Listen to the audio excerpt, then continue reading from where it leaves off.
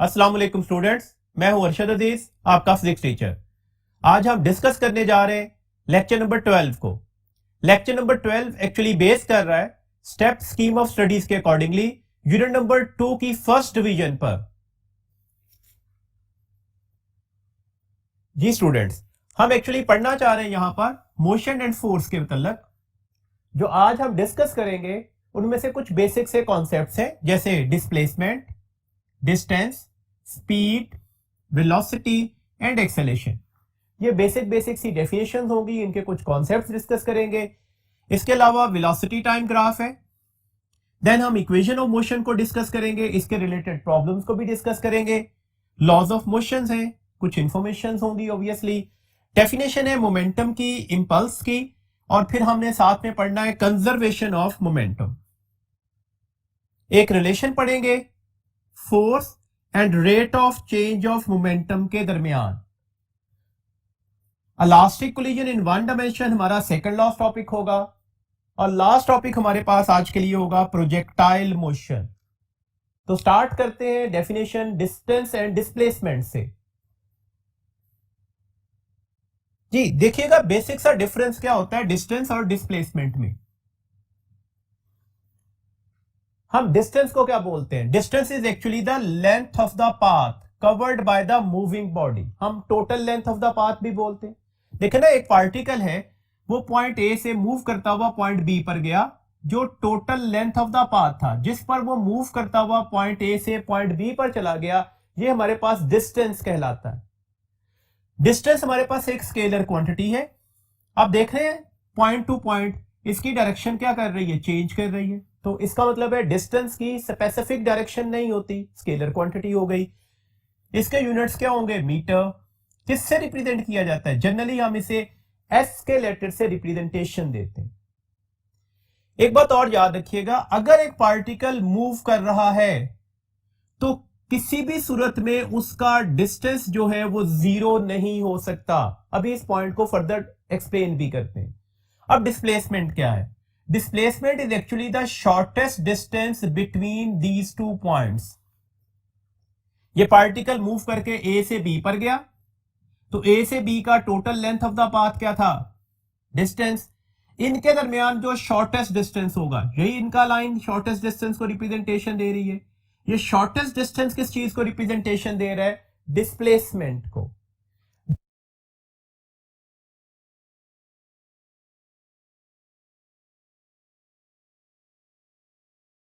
Displacement एक vector quantity होगी। Direction इसकी क्लियर नजर आ रही है, from the initial point towards the final point होती है। यूनिट ऑब्वियसली इसके मीटर ही होंगे बिकॉज इट इज डिस्टेंस, और हम इसे जनरली रिप्रेजेंटेशन डी के लेटर के साथ देते हैं। वेक्टर क्वांटिटी की वजह से इसके ऊपर वेक्टर हेड भी डालते हैं। अगर एक पार्टिकल मूव कर रहा है तो डिस्प्लेसमेंट की जो मैग्नीट्यूड ली जाती है वो मे और मे नॉट भी जीरो होगी। पॉसिबल है कि वो जीरो भी हो और पॉसिबल है वो जीरो नहीं भी हो सकती। कैसे?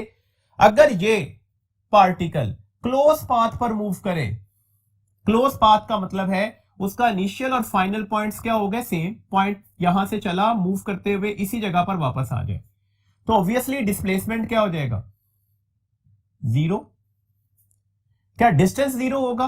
कतई नहीं। तो यही बात हमने एक्सप्लेन की कि मूविंग बॉडी के लिए डिस्टेंस तो कभी भी किसी भी सिचुएशन पर जीरो नहीं हो सकता अगर वो मूव कर रहा है तो। लेकिन डिस्प्लेसमेंट जीरो हो सकता है कब? जब वो क्लोज पाथ पर मूव कर रहा हो। और अगर ये पार्टिकल क्लोज पाथ पर मूव ना करता, ये इस पॉइंट से स्टार्ट करता और यहां पर आकर रुक जाता, तो अब ये तो क्लोज पाथ नहीं है ना। क्लोज पाथ वो होता है जिसमें इनिशियल और फाइनल पॉइंट्स आपस में क्या होते हैं? इक्वल होते हैं। तो ऑब्वियसली अब डिस्प्लेसमेंट की वैल्यूज भी जीरो नहीं होनी चाहिए थी। ट्रांसलेशनल मोशन में देखिएगा, अगर एक पार्टिकल स्ट्रेट लाइन पर ट्रेवल कर रहा है, लेट्स सपोज एक पार्टिकल पॉइंट ए से मूव किया और पॉइंट बी पर आ गया, तो आपको वाजे तौर पर नजर आ रहा है कि डिस्टेंस और डिस्प्लेसमेंट आपस में क्या हो गई है? बराबर हो गई है। तो ट्रांसलेटरी मोशन के अंदर, स्ट्रेट पाथ मोशन के अंदर डिस्टेंस की वैल्यूज डिस्प्लेसमेंट की वैल्यूज के बराबर ही निकलती है। जबकि अगर वो लीनियर पाथ पर मूव ना कर रहा हो, just like in this situation, particle एक लीनियर पाथ को फॉलो नहीं कर रहा था। तो अब आपको नजर आ रहा है कौन सी वैल्यूज लार्जर निकलेगी, डिस्टेंस की वैल्यूज लार्जर होगी, जबकि डिस्प्लेसमेंट हमारे पास क्या होगा, वो डिस्टेंस से कम वैल्यूज में निकलेगा। इसका मतलब है अगर आपसे क्वेश्चन आ जाए, ये एक एमसीक्यूज है और पेपर में आया भी हुआ है, कि डिस्प्लेसमेंट की मैग्नीट्यूड की डिस्टेंस के साथ रेशो क्या होती है। देखो ये रेशो 1 हो सकती है। कब 1 होगी, जब पार्टिकल किस लाइन पर मूव कर रहा होगा, स्ट्रेट लाइन के ऊपर, तो d बाय एस की रेशो क्या निकलेगी, 1 निकलेगी। लेकिन अगर स्ट्रेट लाइन मोशन ना हो लाइक दैट, तो फिर डिस्टेंस लार्जर होता है ना, डिनोमिनेटर की वैल्यूज लार्जर हो गई, तो ये रेशियो क्या होगी, लेस देन 1 होगी। तो फिर हमारे पास कौन सी ऑप्शन ठीक होगी इसमें, the ratio of the d over s, मतलब displacement over distance, is either equal to 1 और लेस देन 1। देखिए कुछ पॉइंट्स हम डिस्कस करते हैं। लेट्स सपोज मेरे पास एक पार्टिकल है, वो पॉइंट ए से स्टार्ट लेकर बी से होता हुआ दोबारा पॉइंट ए पर आ गया। हम डिस्टेंस और डिस्प्लेसमेंट का कॉन्सेप्ट क्लियर करना चाह रहे हैं। आपसे क्वेश्चन पूछा जाए कि आप बता दें इस वक्त डिस्प्लेसमेंट की वैल्यू क्या होगी, तो क्या होगी जी डिस्प्लेसमेंट की वैल्यू। डिस्प्लेसमेंट की वैल्यू इस वक्त क्या होनी चाहिए, that would be the 0। Close path था ना, जहां से स्टार्ट ले रहा है वहीं पर आकर रुक रहा है, तो shortest distance between the initial and final point क्या होगा, 0 होगा। तो आपसे अगर क्वेश्चन होता नहीं आप बताएं डिस्टेंस कितना होगा, तो क्या डिस्टेंस 0 होगा, कतई नहीं। कितना होना चाहिए डिस्टेंस, तो ये सर्कमफेरेंस ऑफ द सर्कल के बराबर होना चाहिए ना, that is the 2 pi r. और अगर आपको आर की वैल्यूज दी गई होती कि जो रेडियस है लेट्स सपोज वो आपके पास जो 10 मीटर है, तो फिर आप ये कैलकुलेशंस भी कर देते। सिमिलरली देखिएगा, अब अगर एक पार्टिकल पॉइंट ए से पॉइंट बी तक मूव कर रहा है और ये कौन सा पाथ है हमारे पास, ये सेमी सर्कुलर पाथ है, तो अब हमारे पास डिस्प्लेसमेंट और डिस्टेंस की वैल्यूज क्या होगी। देखें अब हमारे पास डिस्टेंस की वैल्यूज क्या होगी, डिस्टेंस की वैल्यूज क्या होनी चाहिए, सर्कमफेरेंस 2 पाई आर। तो क्या ये सर्कमफेरेंस है, नहीं, ये सर्कमफेरेंस का आधा वाला पाथ है ना, तो आप इसे किससे डिवाइड करेंगे, 2 से, तो ये हमारे पास डिस्टेंस की वैल्यूज आ गई। डिस्प्लेसमेंट की वैल्यू क्या होगी, अब डिस्प्लेसमेंट की वैल्यूज किसके बराबर निकलेगी, the shortest distance between the 2 points. कौन से पॉइंट, जहां से स्टार्ट ले रहे हैं और जहां पर खत्म कर रहे हैं। अब डिस्प्लेसमेंट 0 नहीं होगा, क्लोज पाथ नहीं है। आपको वादे तौर पर नजर आ रहा है कि ये ए से बी पॉइंट के दरमियान हमारे पास क्या है, शॉर्टेस्ट डिस्टेंस है। यहां से लेकर यहां तक का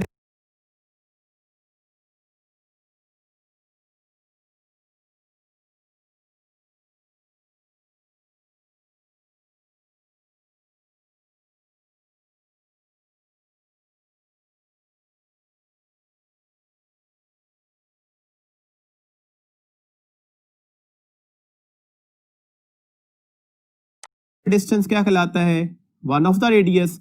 ये भी रेडियस होगा, तो आपको क्लियरली नजर आ रहा है कि अब ये डिस्प्लेसमेंट किसके बराबर आ रही है जी, 2r के बराबर, जिसे आप डायामीटर भी बोल सकते थे। तो ये डायामीटर की लेंथ के बराबर वैल्यूज निकलेगी। तो ये एग्जांपल मैंने सिर्फ आपको ये समझाने के लिए, ये क्लियर करने के लिए बताई, ताकि डिस्प्लेसमेंट और डिस्टेंस का डिफरेंशिएशन करना आपके लिए आसान हो जाए। ऐसे क्वेश्चंस आपके पेपर में भी पूछे जा सकते हैं। जैसे अगर आपसे क्वेश्चन पूछा जाए कि एक ऑक्सीलेटरी मोशन है, एक कंप्लीट ऑक्सीलेशन के लिए डिस्प्लेसमेंट की वैल्यूज क्या होगी, तो ऑब्वियसली कंप्लीट ऑक्सीलेशन के लिए, ठीक है ना, एक पार्टिकल है, लेट्स सपोज सिंपल पेंडुलम, वो यहां से स्टार्ट करता है, ऑक्सीलेशन कब कंप्लीट होगी, जब वो इसी पॉइंट पर दोबारा आ जाएगा। तो डिस्प्लेसमेंट की वैल्यूज क्या हो जाएगी, 0, क्लोज पाथ हो गया। डिस्टेंस की वैल्यूज कितनी होगी, ये लेट्स सपोज इसका 1 ऑफ द एम्पलीट्यूड है, तो कितने एम्पलीट्यूड इसने कवर किए, 1 2 3 एंड 4, तो डिस्टेंस की वैल्यूज क्या होगी, 4 टाइम्स ऑफ द एम्पलीट्यूड। तो ऐसे क्वेश्चन अगर पेपर में आ जाए तो ये बातें जरा ध्यान में रखिएगा अच्छी तरह। एक पॉइंट और याद रखिएगा, बुक में हमारे पास मेंशन किया गया, लेट्स सपोज एक पार्टिकल यहां से मूव करके यहां पर आ गया, इस पॉइंट पर उसकी पोजीशन थी, वो पोजीशन वेक्टर r1 से रिप्रेजेंटेशन दी, इस पॉइंट पर इसकी पोजीशन को हमने r2 पोजीशन वेक्टर से रिप्रेजेंट किया। तो अब आपको नजर आ रहा है कि ये इनके दरमियान क्या होगा, शॉर्टेस्ट डिस्टेंस, इसे डिस्प्लेसमेंट कह रहे हैं। तो हम इसे इस तरह से भी डिफाइन करते हैं, that is actually the change in position from the initial towards the final point, that is known as the displacement. देखिए एक क्वेश्चन भी डिस्कस करते हैं एमसीक्यूज के लिए। A body travels 3 meter towards west, then 4 meter towards east, then 5 meter towards north, what is its total displacement? देखिए अगर total distance की बात होती ना फिर तो कोई क्वेश्चन है ही नहीं, आप 3 + 4 + 5 करके आंसर दे देंगे। क्वेश्चन है टोटल डिस्प्लेसमेंट कितना होगा। देखें हमारे पास डायरेक्शन क्या होती है, towards right, east, west, north और साउथ।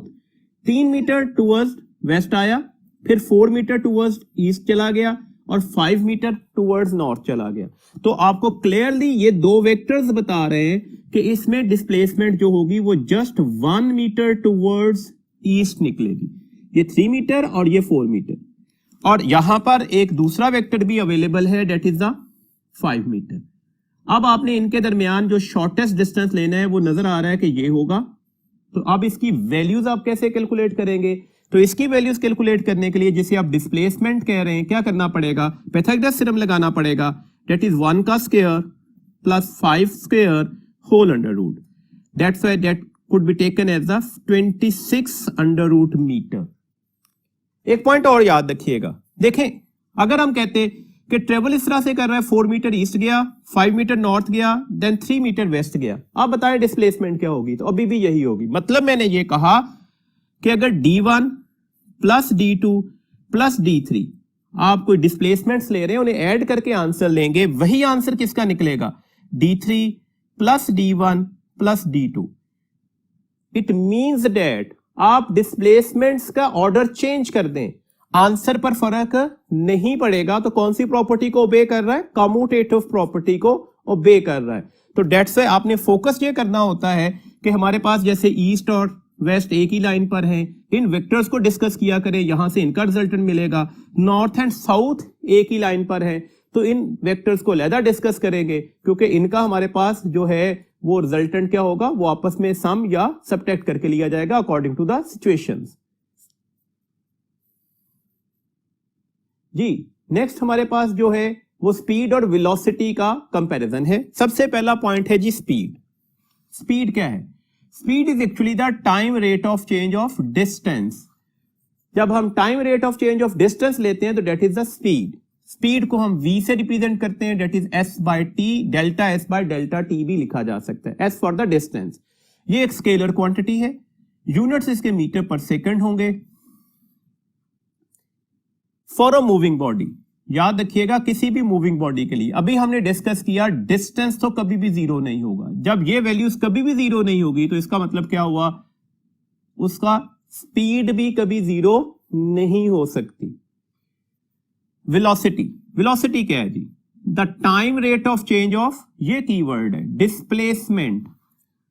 अब हमने ये नहीं कहा कि ये time rate of change of distance है, ये time rate of change of displacement होगा। वेलोसिटी एक वेक्टर क्वांटिटी है, आप इसको डिस्प्लेसमेंट बाय टाइम से डिफाइन करते हैं, ये हमारे पास वेक्टर नोटेशन में आएगी।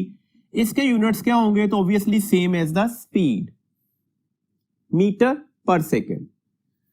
देखिए अगर आप टोटल डिस्प्लेसमेंट को टोटल टाइम से डिवाइड करते हैं तो ये वेलोसिटी को हम क्या बोलते हैं, एवरेज वेलोसिटी।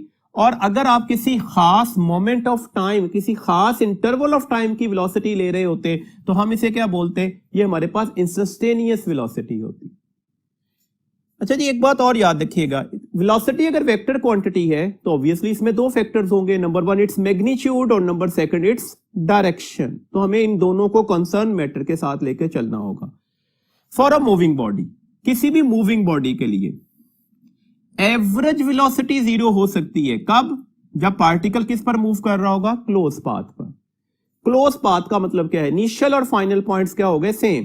अगर इनिशियल और फाइनल पॉइंट सेम हो गए तो ऑब्वियसली डिस्प्लेसमेंट किसके बराबर निकलेगी, जीरो। तो एवरेज वेलोसिटी क्या हो जाएगी, जीरो हो जाएगी। जबकि अगर वो क्लोज पाथ पर मूव नहीं कर रहा तो फिर एवरेज वेलोसिटी कभी भी जीरो नहीं निकलती। ये कॉन्सेप्ट आपने जरा ध्यान में रखना होगा।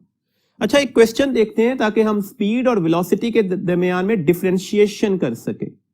देखिए लेट्स सपोज हमारे पास एक पार्टिकल है, वो 4 मीटर का डिस्टेंस ट्रेवल करता है, कितने टाइम में, 6 सेकंड्स में।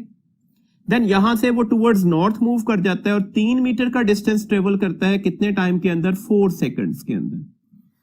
आपसे अगर क्वेश्चन ये आ जाए कि अब आप बता दें इसकी एवरेज स्पीड क्या होगी, तो एवरेज स्पीड कैसे लेनी है जी। एवरेज स्पीड लेने का तरीकेकार है कि हमने टोटल डिस्टेंस को किससे डिवाइड करना होगा? टोटल टाइम से। तो टोटल डिस्टेंस कितना था? 4 + 3 7। टोटल टाइम कितना था? 6 + 4 10। तो आंसर कितना निकल आएगा? 0.7 मीटर पर सेकेंड। लेकिन अगर आपसे क्वेश्चन होता नहीं, आप टोटल स्पीड बताएं, आप एवरेज स्पीड बताएं कितनी होगी, तो एवरेज वेलोसिटी किसके बराबर आएगी? तो एवरेज वेलोसिटी के बराबर आएगी total displacement by total time. अब डिस्प्लेसमेंट आपको वादे तौर पर नजर आ रहा है कि ये डिस्प्लेसमेंट है, the shortest distance between the 2 points. कौन से point? Initial and final points. और अगर ये डिस्प्लेसमेंट है तो पाइथागोरस थ्योरम अगर यहां पर अप्लाई कर दिया जाए तो डिस्प्लेसमेंट की वैल्यूज आपको नजर आ रही है, किसके बराबर आनी चाहिए? बेस का स्क्वायर प्लस परपेंडिकुलर का स्क्वायर होल अंडर रूट।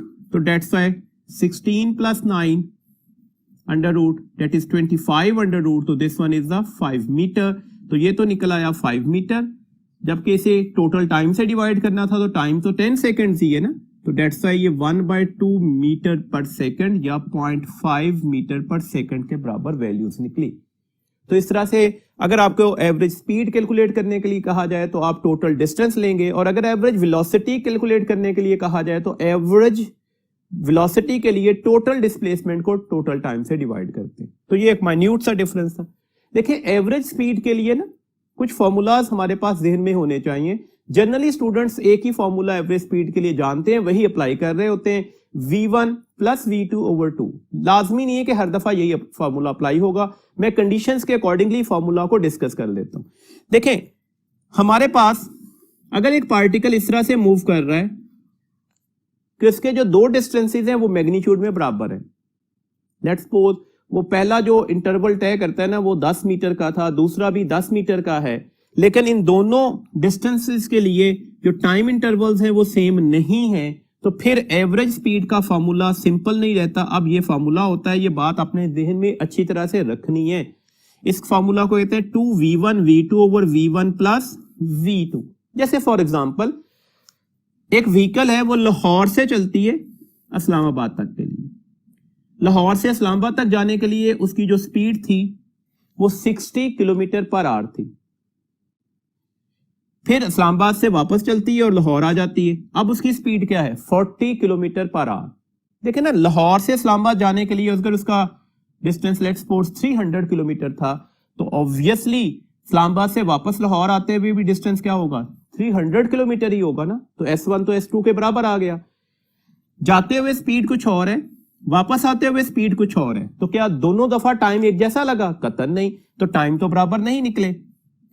अब आपसे क्वेश्चन पूछा जाए इसकी एवरेज स्पीड कितनी होगी, तो कितनी होगी average speed? v1 + v2 divided by 2 वाला फॉर्मूला अब नहीं लगेगा। अब फॉर्मूला ये लगेगा 2v1 multiply by v2 divided bye v1 + v2। ये 120 हो गया। 120 को अगर हम 40 से मल्टीप्लाई करते हैं तो ये 4800 हो गया, डिवाइडेड बाय 100। तो आंसर क्या निकल आएगा? 48 km/h। देखें इसी जगह पर एक छोटा सा मान्यूट सा डिफरेंस भी ले लेते हैं। आपसे कहा जाए नहीं एवरेज स्पीड नहीं, एवरेज वेलोसिटी बताएं कितनी होगी, तो इसकी तो कैलकुलेशन की जरूरत ही नहीं है। आंसर क्या निकलेगा? 0। क्यों 0 निकलेगा? एवरेज वेलोसिटी लाहौर से इस्लामाबाद, फिर इस्लामाबाद से कहां पर आ गए? लाहौर में। तो क्लोज पाथ था ना, और अगर ये क्लोज पाथ था तो डिस्प्लेसमेंट किसके बराबर आया होगा? 0 के। तो एवरेज वेलोसिटी भी किसके बराबर आई होगी? 0 के।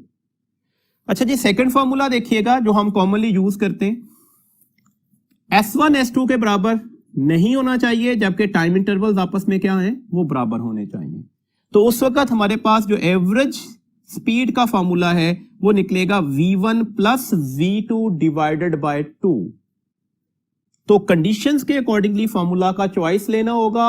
अक्सर ऐसे क्वेश्चंस अगर पेपर में आ जाएं तो स्टूडेंट गलती करते हैं, डेट्स वाई जरा फोकस कीजिएगा इन फॉर्मूलाज के ऊपर।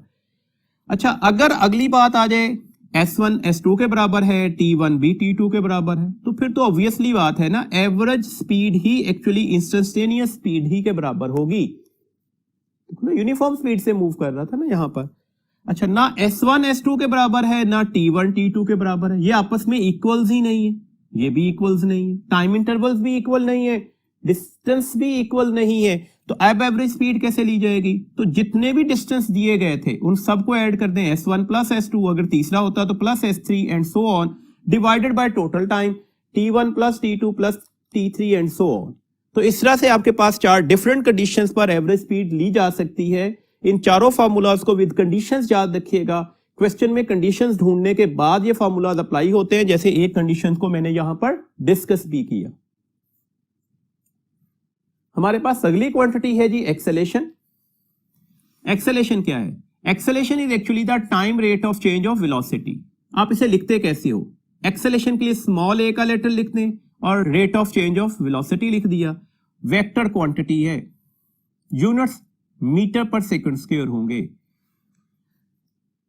कुछ इंफॉर्मेशन याद रखिएगा, एमसीक्यूज के तौर पर पूछी जा सकती है। अगर एक पार्टिकल स्ट्रेट लाइन पर इंक्रीजिंग वेलोसिटी से मूव कर रहा है, याद रखिएगा मैंने कहा स्ट्रेट लाइन पर इंक्रीजिंग वेलोसिटी से, ऑब्वियसली ये पार्टिकल है, ये इधर मूव कर रहा है, तो डायरेक्शन ऑफ मोशन यही हुआ ना, ये वेलोसिटी की डायरेक्शन है और ये वेलोसिटी इंक्रीजिंग थी, तो इसका मतलब है चेंज इन वेलोसिटी भी इधर ही आया होगा। तो अब वेलोसिटी और एक्सेलेरेशन आपस में पैरेलल होंगे, दोनों का एंगल क्या बनेगा? 0 डिग्री बनेगा। वेलोसिटी और एक्सेलेरेशन की डायरेक्शन सेम होगी इन अदर वर्ड्स। लेकिन अगर इसी स्ट्रेट लाइन पर एक पार्टिकल, एक व्हीकल डिक्रीजिंग वेलोसिटी से मूव कर रहा होता, डिक्रीजिंग वेलोसिटी, देखो ना इधर मूव कर रहा है, तो वेलोसिटी तो यही है, डायरेक्शन ऑफ मोशन तो यही है, लेकिन अब डिक्रीजिंग वेलोसिटी है, हर पॉइंट के ऊपर उसकी वेलोसिटी क्या करती जा रही है? कम होती जा रही है। तो अब वेलोसिटी और एक्सेलेरेशन आपस में एंटी पैरेलल होंगे, मतलब अब एक्सेलेरेशन की डायरेक्शन चेंज इन वेलोसिटी की डायरेक्शन में निकलेगी और वेलोसिटी और एक्सेलेरेशन में हमारे पास कितना एंगल बनेगा? 180 डिग्री बनेगा। इसका मतलब क्लियर हो गया कि वेलोसिटी और एक्सेलेरेशन लाजमी आपस में सेम डायरेक्शन में नहीं होते। एक पॉइंट और याद रखिएगा, वेलोसिटी अगर कांस्टेंट है तो ऑब्वियसली डेल वी किसके बराबर आएगा? 0 के। एक्सेलेरेशन भी किसके बराबर आएगा? 0 के। इसका मतलब है आप इसे कांस्टेंट मान सकते हो। 0 हर लम्हे पर एक्सेलेरेशन 0 है, किसी भी पॉइंट पर एक्सेलेरेशन ले रहे हो 0 है, तो ऑब्वियसली एक्सेलेरेशन भी कांस्टेंट ही हो गया ना। स्पेशल केस मान लें तो वेलोसिटी कांस्टेंट हो जाए तो एक्सेलेरेशन भी कांस्टेंट हो सकता है। वन ऑफ द एमसीक्यूज है, इसको याद रखिएगा अच्छी तरह से। एक पॉइंट और याद रखिएगा, अगर एक पार्टिकल सर्कल में मूव कर रहा है तो अब इसका एक्सेलेरेशन किधर होता है? टुवर्ड्स द सेंटर, इसे सेंटीपिटल एक्सेलेरेशन कहते हैं। वेलोसिटी किधर की होती है? अलोंग द टेंजेंट, तो कितना एंगल बना? 90 डिग्री। तो सर्कल में मूव करते हुए पार्टिकल में वेलोसिटी और एक्सेलेरेशन में कितना एंगल बनता है? 90 डिग्री। यहां से एक और पॉइंट भी क्लियर हो रहा है, देखें पार्टिकल घूमकर यहां पर आ गया तो वेलोसिटी अपनी डायरेक्शन चेंज कर गई, इस जगह पर आ गया, अब टेंजेंट ड्रॉ किया तो वेलोसिटी की डायरेक्शन चेंज हो गई। तो क्या वेलोसिटी कांस्टेंट है? कतई नहीं। देखे ना, वेलोसिटी में हमें मैग्नीट्यूड और डायरेक्शन दोनों को देखना होगा ना। तो यहां पर हर पॉइंट पर वेलोसिटी की डायरेक्शन चेंज होने का मतलब है वेलोसिटी अब कांस्टेंट नहीं रही। लेकिन सर्कल में घूमते हुए पार्टिकल में आपको पता है तमाम जगहों पर स्पीड की वैल्यूज तो सेम होती है ना, तो दैट्स व्हाई स्पीड कांस्टेंट है लेकिन वेलोसिटी कांस्टेंट नहीं थी। तो ये भी एक एमसीक्यूज पूछा जा सकता है कि ऐसा पॉसिबल है कि पार्टिकल जो है वो कांस्टेंट स्पीड से मूव करे लेकिन उसकी वेलोसिटी कांस्टेंट ना हो? तो यस इट इज पॉसिबल। कब? जब वो सर्कुलर पाथ पर मूव कर रहा होगा। कुछ ग्राफ्स को डिस्कस करते हैं जी। हमारे पास जो पहला ग्राफ है वो डिस्टेंस टाइम ग्राफ है।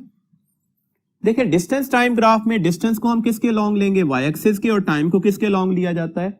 एक्स एक्सिस के। कुछ ग्राफ्स हम बनाकर उसकी सिर्फ वेरिएशंस चेक कर रहे हैं। इस तरह से ग्राफ पेपर में आ भी सकते हैं और उसके अकॉर्डिंगली क्वेश्चंस भी पूछे जा सकते हैं। लेट्स सपोज ये ग्राफ हॉरिजॉन्टल स्ट्रेट लाइन है। हॉरिजॉन्टल स्ट्रेट लाइन का मतलब क्या है? लेट्स सपोज मैं कहता हूं ये डिस्टेंस 10 मीटर था, 5 सेकंड के बाद पार्टिकल का डिस्टेंस 10 मीटर ही है, 10 सेकंड के बाद भी 10 मीटर है, 15 सेकंड के बाद भी 10 मीटर है। तो इसका मतलब हुआ it is very much clear that कि ये ग्राफ हॉरिजॉन्टल स्ट्रेट लाइन बता रहा है कि पार्टिकल कहां पर होगा? रेस्ट पर होगा। ग्राफ के अकॉर्डिंगली स्लोप भी याद रखा करें। देखें इस ग्राफ का स्लोप क्या होगा? इस ग्राफ का जो स्लोप होता है ना, स्लोप किसी भी ग्राफ का किसके लॉन्ग लिया जाता है? वाई एक्सिस का चेंज ओवर एक्स एक्सिस का चेंज। तो दैट्स व्हाई अब वाई एक्सिस का चेंज क्या है? डिस्प्लेसमेंट या डिस्टेंस। एक्स एक्सिस का चेंज क्या है? टाइम। तो डिस्टेंस ओवर टाइम लिया जाएगा।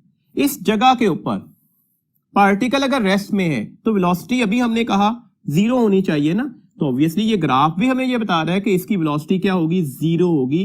अब सबको पता है अगर tangent line along the x axis निकले तो उसका स्लोप 0 होता है। देखें यहां पर वैल्यूज लगा देते हैं ना, एक्स एक्सिस में चेंज आता जा रहा है, क्या वाई एक्सिस में चेंज आया, नहीं, तो डेल्टा वाई क्या हो जाएगा 0, डेल्टा एक्स है 0 बाय समथिंग क्या हो जाएगा 0। तो स्लोप किस चीज की इंफॉर्मेशन दे रहा होगा, एवरेज स्पीड की।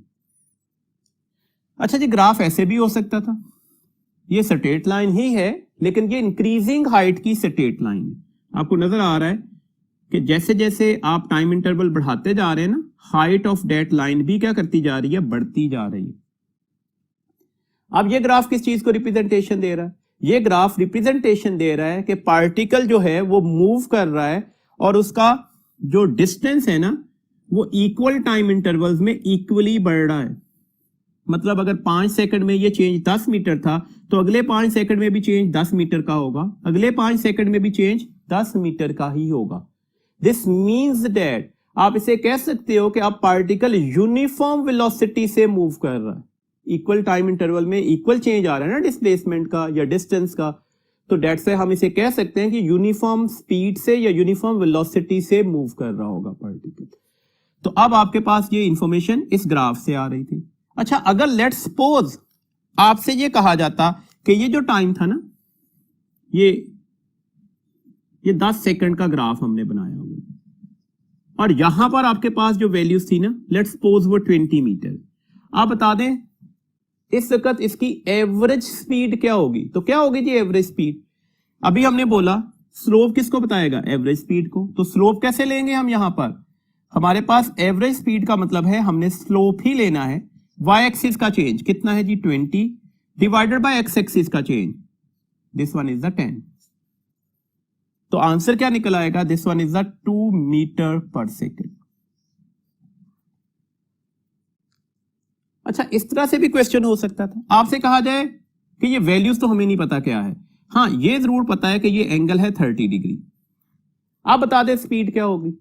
तो अब सिंपल इज डैट, आप सबको पता है स्लोप को टेंजेंट भी तो बोलते हैं ना, तो डेट से आप यहां पर टेंजेंट एंगल ले लीजिएगा। टेंजेंट ऑफ 30 डिग्री किसके बराबर होता है, tangent of 30 degree 1/3 under root के। तो डेट्स वाई हमारे पास अब इसकी स्पीड की वैल्यूज क्या हो जाएगी, डेट इज 1/3 अंडर रूट। तो इस तरह की इंफॉर्मेशन भी अपने ध्यान में रखिएगा। नेक्स्ट देखिएगा जी, हमारे पास डिस्टेंस टाइम ग्राफ दिया गया।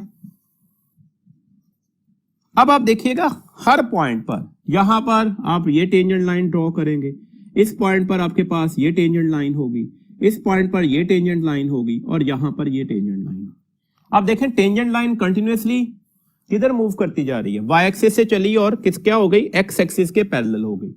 यहां पर स्लोप क्या होगा 0, जबकि इस जगह का स्लोप क्या होगा मैक्सिमम। इसका मतलब है पार्टिकल का डिस्टेंस कंटिन्यूअसली क्या करता जा रहा है, वेरिएबल है, चेंज कर रहा है और इक्वल टाइम इंटरवल में इक्वल चेंज नहीं आ रहा। अगर ये 5 सेकंड में ये चेंज 10 मीटर था तो अगले 5 सेकंड में चेंज 10 मीटर से कम आएगा, डिक्रीजिंग वेलोसिटी का ग्राफ है। और एग्जैक्टली इस जगह पर जाकर ये पार्टिकल रेस्ट में चला गया, कुछ देर तो मूव करता रहा और फिर जाकर क्या हो गया, रेस्ट में चला गया। तो ये ग्राफ की इंफॉर्मेशन है, इसके अकॉर्डिंगली ये बातें आपने याद रखनी होगी अच्छी तरह से। एक ग्राफ हमारी बुक में बना भी हुआ है, अगर एक पार्टिकल को हम वर्टिकली अपवर्ड थ्रो कर दें तो उसका ग्राफ क्या होगा। तो उसका ग्राफ क्या होगा, इनिशियली टाइम के साथ साथ उसकी हाइट बढ़ती जाएगी till it reached its maximum height. इस पॉइंट के बाद ये दोबारा हाइट को डिक्रीज करता जाएगा और जाकर जमीन पर ड्रॉप हो जाएगा। तो ये इसका ग्राफ है। अब यहां पर देखिएगा, इस पॉइंट पर स्लोप क्या होगा मैक्सिमम, इस पॉइंट पर स्लोप क्या होगा 0। दिस मींस दैट जैसे जैसे वो अपवर्ड जा रहा होगा उसकी वेलोसिटी डिक्रीज करती जाएगी, डिक्रीज होते होते एग्जैक्टली इस पॉइंट पर 0 हो गई। यहां से जैसे ही वो डाउनवर्ड मूव करना शुरू कर गया, आपको नजर आ रहा है कि अब हर पॉइंट पर इसका स्लोप क्या कर रहा होगा, वो बढ़ रहा होगा। दिस मींस दैट जैसे जैसे वो नीचे आता जाएगा इसकी स्पीड क्या करती जाएगी, बढ़ती जाएगी और मैक्सिमम हो जाएगी वो जब किसको हिट कर रहा होगा, आकर जमीन को हिट कर रहा होगा। तो ये ग्राफ है जो वर्टिकली अपवर्ड थ्रोइंग बॉडी का ग्राफ होगा। इस ग्राफ की इंफॉर्मेशन के अकॉर्डिंगली आपने पॉइंट्स याद रखने होंगे, ऐसे क्वेश्चन पेपर में पूछे जा सकते हैं जी। नेक्स्ट हम डिस्कस करेंगे जी वेलोसिटी टाइम ग्राफ को। वेलोसिटी टाइम ग्राफ में वेलोसिटी जो है वो हम अलोंग द वाई एक्सिस ले रहे हैं, जबकि टाइम जो है वो अलोंग द एक्स एक्सिस लेंगे। हमारे पास डिफरेंट फिगर्स बनी हुई है वेलोसिटी टाइम ग्राफ की, उसके अकॉर्डिंगली हम वन बाय वन इन तमाम पॉइंट्स को डिस्कस करेंगे। तमाम पॉइंट्स ध्यान में रखिएगा, ये सारे के सारे आपके पास एमसीक्यूज ही डिस्कस हो रहे हैं। देखिए, अगर velocity time graph horizontal straight line है तो इसका मतलब है जो पार्टिकल है वो कांस्टेंट वेलोसिटी से मूव कर रहा है। कांस्टेंट वेलोसिटी क्यों जी, कैसे पता लगा? ये लेट्स सपोज 5 सेकंड हो गए तो इसकी वेलोसिटी कितनी थी? लेट्स सपोज 10 मीटर पर सेकंड। 10 सेकंड के बाद भी वेलोसिटी कितनी है? 10 मीटर पर सेकंड। 15 सेकंड के बाद भी वेलोसिटी कितनी है? 10 मीटर पर सेकंड ही। तो इसका मतलब है टाइम के चेंज होने से वेलोसिटी में कोई चेंज नहीं आ रहा, तो ये कांस्टेंट वेलोसिटी का ग्राफ होगा। कुछ पॉइंट्स याद रखिएगा, जितने भी हमारे पास वेलोसिटी टाइम ग्राफ है ना, उसमें जो एरिया होगा वेलोसिटी टाइम ग्राफ का वो किस चीज की रिप्रेजेंटेशन दे रहा होगा? The distance covered by the particle को। और जो स्लोप होगा वेलोसिटी टाइम ग्राफ का वो किसको बता रहा होगा? एक्सेलरेशन को। और आप इसे टेंजेंट ऑफ दैट एंगल से भी रिप्रेजेंटेशन दे सकते हैं। देखिएगा, अगर आपको यहीं पर इसका एरिया कैलकुलेट करना होता तो क्या करते? हम एरिया हमेशा किसके अलोंग लेते हैं? टाइम एक्सिस के अलोंग, एक्स एक्सिस के अलोंग। तो ये इसका एरिया निकल आएगा। कितना एरिया होगा? आप एक साइड को दूसरी साइड से मल्टीप्लाई कर देंगे। वजह क्या होगी जी? हमने एक साइड को दूसरी साइड से क्यों मल्टीप्लाई किया? क्योंकि ये शक्ल जो बन रही है वो रेक्टेंगल है, तो डेट्स रेक्टेंगल का एरिया का फॉर्मूला लगाया। और ये किस चीज को रिप्रेजेंटेशन दे रहा होगा? ये रिप्रेजेंटेशन देगा होगा distance covered by the particle को।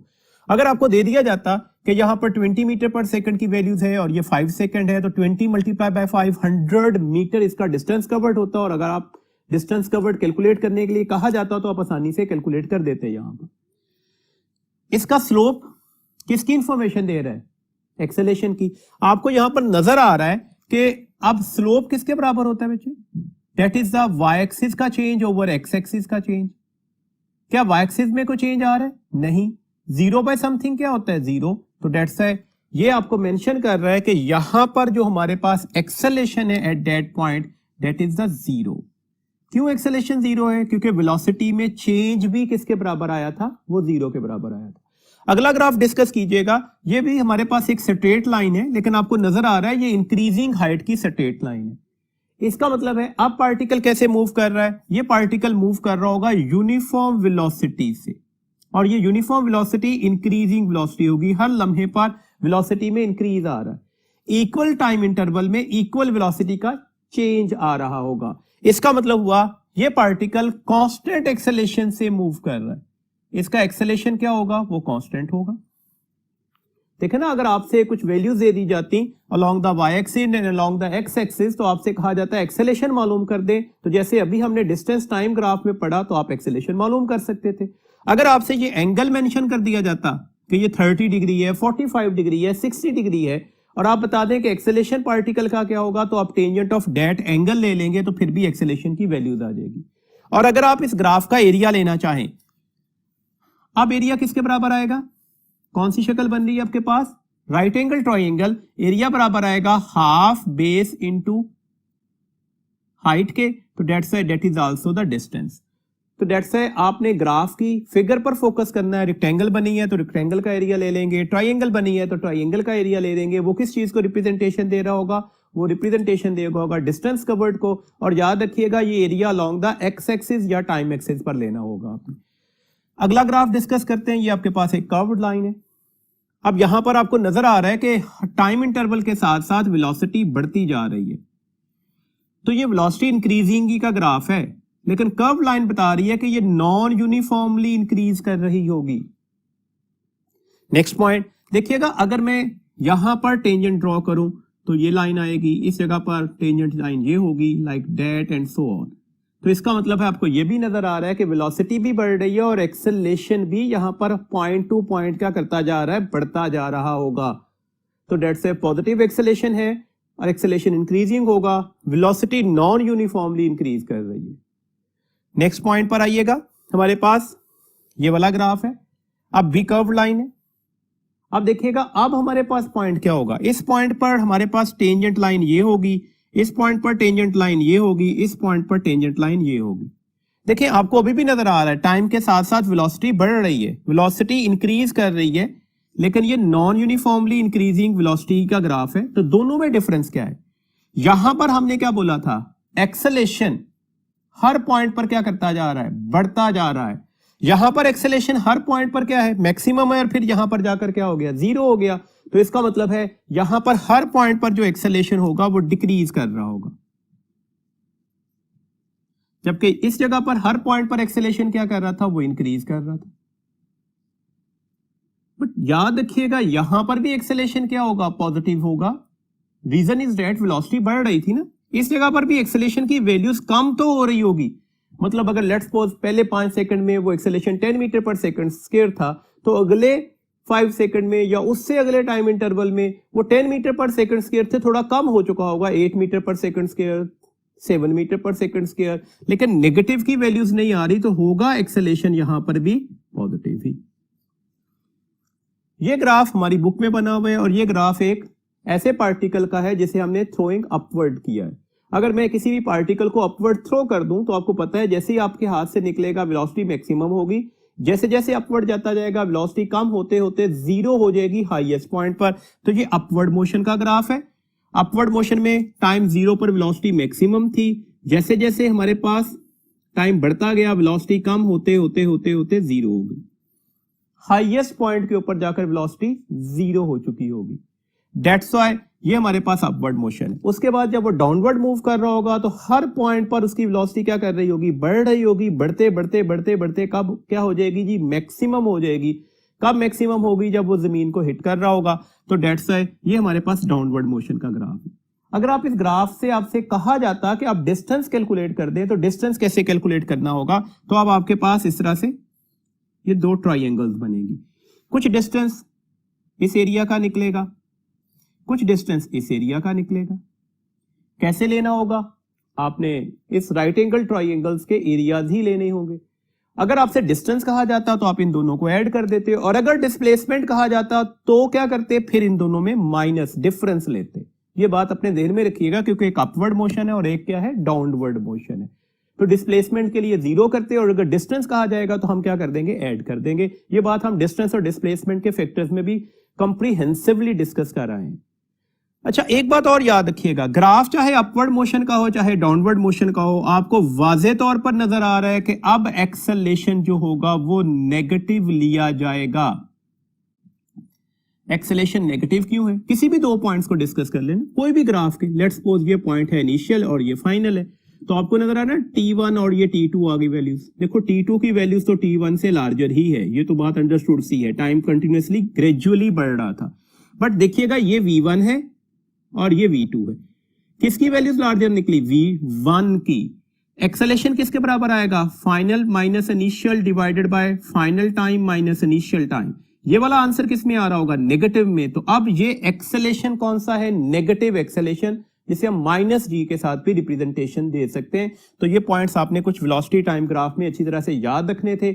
यहां से आपके पास क्वेश्चंस पूछे जा सकते हैं, तो इसके अकॉर्डिंगली आपको पॉइंट्स ज़हन में रहने चाहिए। नेक्स्ट हमारे पास टॉपिक है जी इक्वेशन ऑफ मोशन का।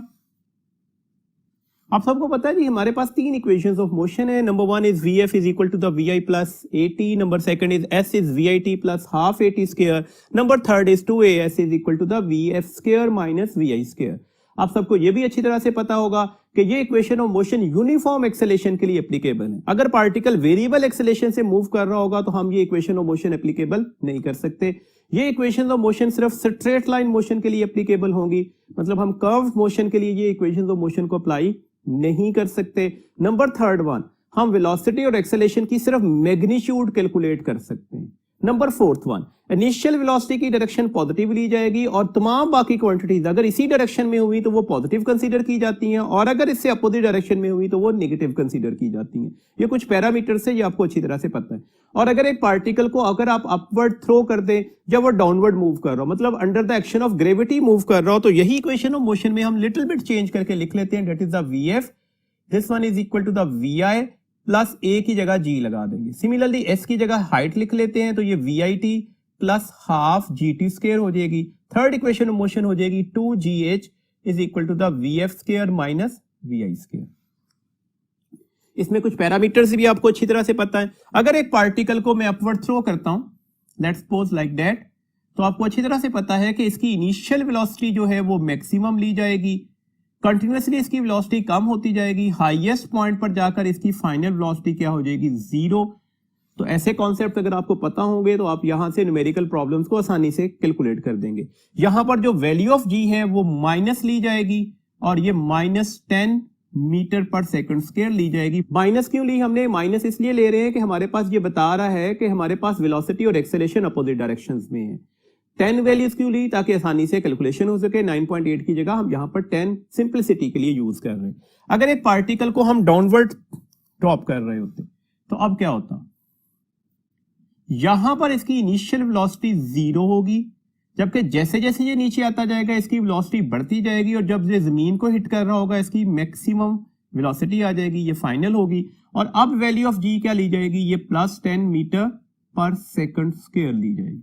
अच्छा, एक इंटरेस्टिंग सिचुएशन आ सकती है, क्वेश्चन पेपर में एंटी टेस्ट में पूछा भी गया कि एक पार्टिकल को अपवर्ड थ्रो किया, उसकी वैल्यू ऑफ जी तो जो -10 मीटर पर सेकंड स्क्वायर थी, जब वो डाउनवर्ड आ रहा है तो उसमें जो जी या एक्सेलरेशन की वैल्यूज है वो 10 मीटर पर सेकंड स्क्वायर है। अगर आप इसे जी और इसे जी प्राइम से रिप्रेजेंटेशन दे दें तो दोनों के दरमियान एंगल क्या बनेगा, फौरन से पहले स्टूडेंट 180 डिग्री, क्योंकि एक की वैल्यू नेगेटिव और दूसरे की प्लस है, तो ऐसा कतन नहीं है। अपवर्ड या डाउनवर्ड मोशन किस चीज को रिप्रेजेंट कर रहा है? एक्सेलरेशन ड्यू टू ग्रेविटी को। एक्सेलरेशन ड्यू टू ग्रेविटी की डायरेक्शन हमेशा क्या होगी, चाहे अपवर्ड जा रहा है चाहे डाउनवर्ड आ रहा है, towards the centre of earth, values हमेशा क्या होगी, सेम। तो जी या जी प्राइम में एंगल कितना बनेगा, 0 डिग्री। ये तो पैरेलल वेक्टर्स ही हैं, तो डेट्स वाई इसमें गलती नहीं करनी। ये तो हमने जो माइनस और प्लस के साइन है वो respect to the initial velocity के साथ यूटिलाइज किए हुए हैं। हमारे पास नेक्स्ट ये है distance covered by the freely falling body. एक फ्रीली फॉलिंग बॉडी है, उसका डिस्टेंस कवर्ड देख रहे हैं। कैसे कैलकुलेट करेंगे जी? सेकंड इक्वेशन ऑफ मोशन लगेगी, s is equal to the, या h is equal to the VIT का फैक्टर क्या हो जाएगा, 0 हो जाएगा। फ्रीली फॉलिंग बॉडी है ना, तो इनिशियल पॉइंट पर उसकी वेलोसिटी क्या ली जाएगी, 0। तो डेट्स इक्वेशन बन जाएगी ½ GT स्क्वायर। ये कंपैरिजन करने के लिए क्वेश्चन, ये क्वेश्चन ही है, क्वेश्चन डिस्कस कर रहा हूं। इसमें हमारे पास दो कॉन्सेप्ट पूछे जाते हैं, तो उसी के अकॉर्डिंगली माइन्यूट सा डिफरेंस है, उसी के अकॉर्डिंगली हम बातों को डिस्क्राइब करना चाह रहे हैं। देखिए, 1 सेकंड के बाद इसका कितना डिस्टेंस कवर्ड होगा, ये 10 मल्टीप्लाई बाय 1 का स्क्वायर क्या होगा, 1। तो 10 मल्टीप्लाई बाय 1 क्या हो गया, 10 हो गया। 2 से डिवाइड किया तो आंसर कितना निकल आया, 5 मीटर। 2 सेकंड के बाद कितना डिस्टेंस होगा, तब t की जगह पर क्या लग जाएगा, 2 लग जाएगा। 2 का स्क्वायर 4 मल्टीप्लाई बाय 10 40, और 40 को 2 से डिवाइड कर दे तो 20 मीटर।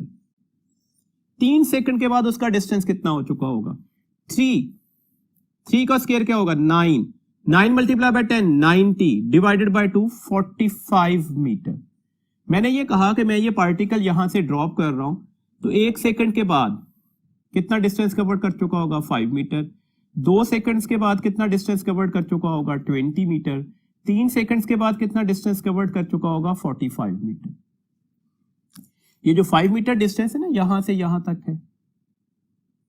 20 मीटर डिस्टेंस इस जगह से लिया गया, 45 मीटर डिस्टेंस भी यहां से लेकर यहां तक लिया गया। अब क्वेश्चन यही है जी हमारे पास, क्वेश्चन ये है the ratio of the distance after 1 second, 2 second and 3 second. हमें डिस्टेंस की रेशियो लेनी है after the 1, 2 and 3 second. 1 second के बाद डिस्टेंस कितना था, 5। 2 सेकंड के बाद 20, 3 सेकंड के बाद 45। तो ये रेशियो निकल आई। अगर मैं सबको 5 से डिवाइड कर दूं तो सिंप्लीफाइड रिजल्ट आ जाएगा, दैट इज 1:4:9। तो that is our correct answer. देखो, इसी क्वेश्चन में लिटिल बिट वेरिएशन के साथ आंसर चेंज हो जाएगा। वेरिएशन क्या है, the ratio of the distance in first second, second second, third second. अब क्या होगी, देखो अब हमने सिर्फ फर्स्ट सेकंड के अंदर कवर डिस्टेंस लेना है, तो फर्स्ट सेकंड के अंदर कवर डिस्टेंस ऑब्वियसली 5 मीटर ही होगा। सेकंड सेकंड में कितना डिस्टेंस कवर किया होगा, तो ये सेकंड सेकंड का हमारे पास है ना, कितना डिस्टेंस कवर्ड किया, तो ऑब्वियसली ये टोटल डिस्टेंस है, ये माइनस कर दीजिएगा, तो ये कितना निकलेगा, 20 - 5, this one is the 15 metre. तो अब ये 15 मीटर हो गया। थर्ड सेकंड में कितना, सिर्फ थर्ड सेकंड में कितना डिस्टेंस कवर्ड करेगा, तो अब हमारे पास वैल्यूज क्या आ गई, दैट इज टोटल डिस्टेंस तीसरे सेकंड में कितना था, 45 मीटर। तो 45 मीटर से ये वाली वैल्यूज माइनस कर दीजिएगा तो हमारे पास ये वाला डिस्टेंस निकल आएगा, ये थर्ड सेकंड का डिस्टेंस होगा 45 minus 20, this one is 25 metre. तो ये हमारे पास क्या हो गया 25 मीटर। अगर मैं 5 से डिवाइड कर दूं तो हमारे पास बहुत सिंप्लीफाइड रिजल्ट बन रहा है, डेट इज अ 1:3:5। तो देखें हमने जस्ट एक वर्ड चेंज किया और उसके साथ ही हमारे पास ऑप्शंस चेंज हो गई। तो ऐसे क्वेश्चंस अपने ध्यान में रखिएगा। अच्छा एक बात और भी याद रखिएगा, distance covered by the nth second of a freely falling body, ये फॉर्मूला है, ये डायरेक्टली भी अप्लाई किया जा सकता था और ये फॉर्मूला किसी और भी क्वेश्चन में आ जाए तो अप्लाई हो सकता है। Sn, n is the nth second, g/2 2n-1। देखे ना यहां पर अप्लाई करके ये वैल्यूज डायरेक्टली आ जाएगी। फर्स्ट सेकंड के लिए कितना डिस्टेंस कवर्ड होगा S1, 10/2 क्या होता है 5, 2 मल्टीप्लाई बाय 1 2 -1 1, तो ये 5 आ गया। सेकंड के लिए कितना डिस्टेंस कवर्ड होगा S2, 10/2 क्या हो जाएगा 5, कौन सा सेकंड था सेकंड था, तो 2 मल्टीप्लाई बाय 2 हो गया 4 -1, तो 5 मल्टीप्लाई बाय 3 क्या हो जाएगा 15 मीटर। तो डेट्स ये फॉर्मूला हम डायरेक्टली भी यूज कर सकते हैं। ये फॉर्मूला एक्चुअली हमारी बुक में लिखा नहीं हुआ, लेकिन ये हमारे कुछ न्यूमेरिकल प्रॉब्लम्स के लिए हमारा शॉर्टकट होगा, तो डेट्स इसे याद भी रखिएगा। अच्छा जी एक बात और याद रखिएगा, थोड़ी गलती हो जाती है स्टूडेंट से, velocity of a dropped object. मैं एक ऑब्जेक्ट को ड्रॉप कर रहा हूं तो उसकी वेलोसिटी क्या होगी, तो obviously equations of motion use करेंगे ना। First equation of motion use हो सकती है जब हम ड्रॉप कर रहे हैं, तो लाइक दैट इनिशियल वेलोसिटी क्या मानी जाएगी 0 मानी जाएगी। तो डेट्स ये तो 0 हो गई, तो वीएफ किसके बराबर आ जाएगी जीटी के। आप इससे भी तो ले सकते थे वैल्यूज। अगर मैं ड्रॉप कर रहा हूं तो वी की वैल्यूज क्या होगी 0, तो वी एफ स्क्वायर किसके बराबर आ जाएगा 2gh के या 2gs के, और अगर आपने वीएफ लेना है तो 2gh अंडर रूट ले लेंगे। देखिए अगर आपको टाइम इंटरवल दिया गया हो तो फिर ये इक्वेशन यूज होगी, डिपेंड कर रहा है ना आपके पास डाटा किस में दिया गया है। और अगर आपको हाइट दी गई हो तो फिर आप ये इक्वेशन यूज कर लेंगे। अब आपके पास वीएफ की वैल्यूज किसके बराबर आ रही है 2gh या s अंडर रूट। जी तो कांस्टेंट है ना, वो तो आप सबको पता है, लेकिन अब इसी क्वेश्चन में लिटिल बिट वेरिएशन भी हो जाती है बात का। ड्रॉप करने की बजाय लफ्ज आ जाए थ्रो किया है मैंने। अगर मैं इस मार्कर को यहां से ड्रॉप करूं तो ऑब्वियसली इनिशियल वेलोसिटी क्या होगी 0, और अगर मैं थ्रो करूं तो अब इनिशियल वेलोसिटी 0 नहीं है। दैट्स व्हाई अब ये फॉर्मूला क्या हो जाएगा v f is v plus g t. तो जिस वेलोसिटी से इसे थ्रो किया था डाउनवर्ड, वो अब साथ में जीटी के फैक्टर से ऐड हो जाएगी। सिमिलरली वीएफ स्क्वायर क्या हो जाएगा वी स्क्वायर प्लस 2gs या h, और अगर वीएफ लेना है तो इस पूरे फैक्टर का अंडर रूट भी लेना होगा। ये लिटिल बिट मान्यूट सा डिफरेंस था, इसे आपने अच्छी तरह से याद रखना है। ये अक्सर स्टूडेंट यहां पर गलती कर जाते हैं जी। नेक्स्ट हमारे पास टॉपिक है that is the laws of motion. किसने प्रेजेंट किए थे सबको पता है, सर आइजैक न्यूटन ने। हमारे पास फर्स्ट लॉ ऑफ मोशन क्या है, देखें कुछ बेसिक से पैरामीटर्स याद रखिएगा। फर्स्ट लॉ ऑफ मोशन हमारे पास किस चीज को डिफाइन कर रहा है, तो ये डेफिनेशन दे रहा है किसकी, फोर्स की। ये याद रखने वाला पॉइंट हो गया। फर्स्ट लॉ ऑफ मोशन हमारे पास एक्चुअली को इसके अलावा लॉ ऑफ इनर्शिया भी कहा जाता है। हमें यह भी अच्छी तरह से पता है इनर्शिया क्या है, ये प्रॉपर्टी ऑफ अ बॉडी है। कौन सी property of a body, due to which it resist to change in its state of rest और यूनिफॉर्म मोशन। तो इनर्शिया क्या है, property of a body. Quantitative measure of inertia क्या होता है, ये भी सिंपल सा एमसीक्यूज है, that is equal to the mass. तो quantitative measurement of the inertia किसके बराबर होता है, वो मास के बराबर होता है। अगला पॉइंट ध्यान में रखिएगा, second law of motion. Second law of motion किसको डिफाइन करता है, second law of motion define कर रहा है एक्सेलरेशन को। डेफिनेशन है ना एक्सेलरेशन की, हम कहते हैं कि जब भी एक पार्टिकल पर फोर्स लगती है that produces acceleration in its own direction which is directly proportional to the force and this acceleration is inversely proportional to the mass of the body। तो ये acceleration की definition दे रहा है, that's why इसे law of acceleration भी बोलते हैं। इसके अलावा आपको ये भी अच्छी तरह से पता है कि second law जो है वो measurement of force की information देता है। first law force को define कर रहा है, सेकंड लॉ फोर्स को कैलकुलेट करके दे रहा है। मतलब first law quality of the force के बारे में इंफॉर्मेशन दे रहा है, second law quantity of the force के बारे में इंफॉर्मेशन दे रहा है। सेकंड लॉ की मैथमेटिकल स्टेटमेंट क्या है, F is equal to the ma। ये मैंने पहले पॉइंट्स बोल दिए, इसके अकॉर्डिंगली एमसीक्यूज पूछे जा सकते हैं। मास कांस्टेंट हो, फोर्सेस की रेशियो दी गई हो, एक्सेलेरेशन की रेशियो क्या होगी, तो same as the forces. Force constant हो, एक्सेलेरेशन की रेशियो दी गई हो, मास की रेशियो कैलकुलेट करनी हो, तो क्या करनी पड़ेगी, इनवर्स रेशियो लेनी पड़ेगी। जैसे A1 ओवर A2 लेना है ना, तो किसके बराबर आ जाएगा, that is equal to the M2 over M1। एक बात और याद रखिएगा, यहां से बहुत क्लियर है, बल्कि स्टेटमेंट भी यही है कि फोर्स हमेशा उसी डायरेक्शन में लगती है जिस डायरेक्शन में एक्सेलेरेशन होता है। तो डेट्स याद रखने वाला पॉइंट हुआ, एक्सेलेरेशन और फोर्स हमेशा सेम डायरेक्शन में होते हैं किसी भी सिचुएशन पर। Either you are moving on the straight line on a curved path with the increasing velocity with the decreasing velocity, acceleration और फोर्स का पेयर हमेशा सेम डायरेक्शन में होगा। थर्ड लॉ क्या बताता है, थर्ड लॉ आइडिया देता है कि हमेशा फोर्स आइसोलेट नहीं होती, फोर्स पेयर की शक्ल में एग्जिस्ट करती। Action and reaction both are equal and opposite. एक बात और याद रखिएगा, एक्शन और रिएक्शन एक ही बॉडी पर लगने वाली फोर्सेस नहीं है। That's why equal and opposite होने के बावजूद एक दूसरे को कैंसिल नहीं करते, क्योंकि ये एक पार्टिकल पर नहीं लग रही। तो ये कुछ इंफॉर्मेशन थी जो आपने लॉज ऑफ मोशन के अकॉर्डिंगली याद करनी थी। एक पॉइंट और याद रखिएगा, डेट इज द मोमेंटम। एक छोटी सी क्वांटिटी है, आपने इसमें डेफिनेशन और इसके मैथमेटिकल रिलेशन याद रखना होगा। इसे हम क्वांटिटी ऑफ मोशन भी कहते हैं। Actually that is the product of the mass into velocity. इसे P से रिप्रेजेंटेशन दी जाती है। That is a vector quantity. Direction क्या होगी, the same as the velocity. Units क्या होंगे, किलोग्राम मीटर पर सेकंड, या जिसे न्यूटन सेकंड भी कहा जा सकता है। Momentum and second law of motion. The applied force acting on a body is actually the equal to the rate of change of momentum. और चेंज इन मोमेंटम कैसे लिया जाएगा, मास Vf माइनस Vi। और rate कैसे लिया जाएगा, इसे time से डिवाइड कर दीजिएगा। तो ऐसे क्वेश्चंस पेपर में आ सकते हैं।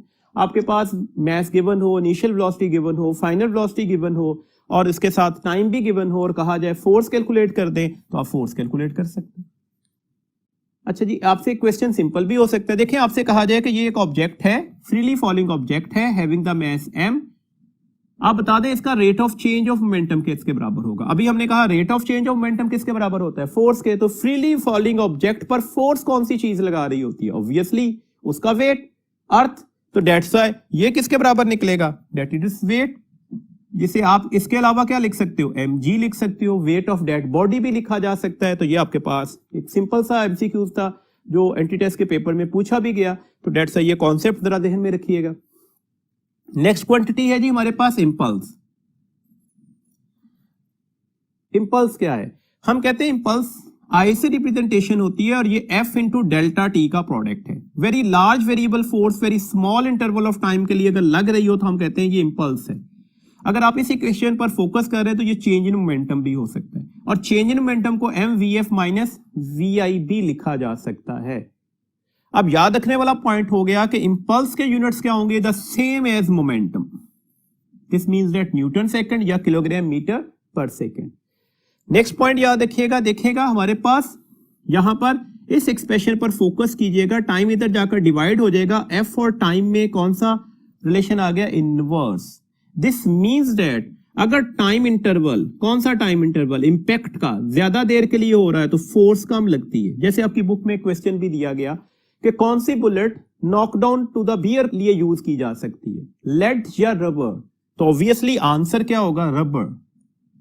क्यों जी, रबर बुलेट ही क्यों,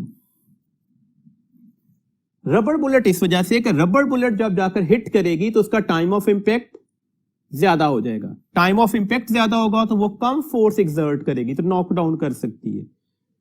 जबकि लेड बुलेट ऑब्वियसली नॉकडाउन नहीं करेगी, वो तो फेटल हो जाएगी उस बियर के लिए। तो दिस मींस दैट ये एक्सप्रेशन आपने याद रखना होगा। एक और कंफ्यूजन होती है कि मूविंग ऑब्जेक्ट का इंपल्स होता है या नहीं होता। याद रखिएगा, दैट मे बी और मे नॉट बी। अगर मूविंग ऑब्जेक्ट वेरिएबल वेलोसिटी से मूव कर रहे होंगे तो उसका इंपल्स मौजूद होगा, क्योंकि फोर्स लग रही होगी, एक्सेलरेशन है। और अगर मूविंग ऑब्जेक्ट कांस्टेंट वेलोसिटी से मूव कर रहे हैं तो अब इंपल्स की वैल्यूज किसके बराबर ली जाएगी, जीरो के, क्योंकि अब फोर्स नहीं लग रही होती।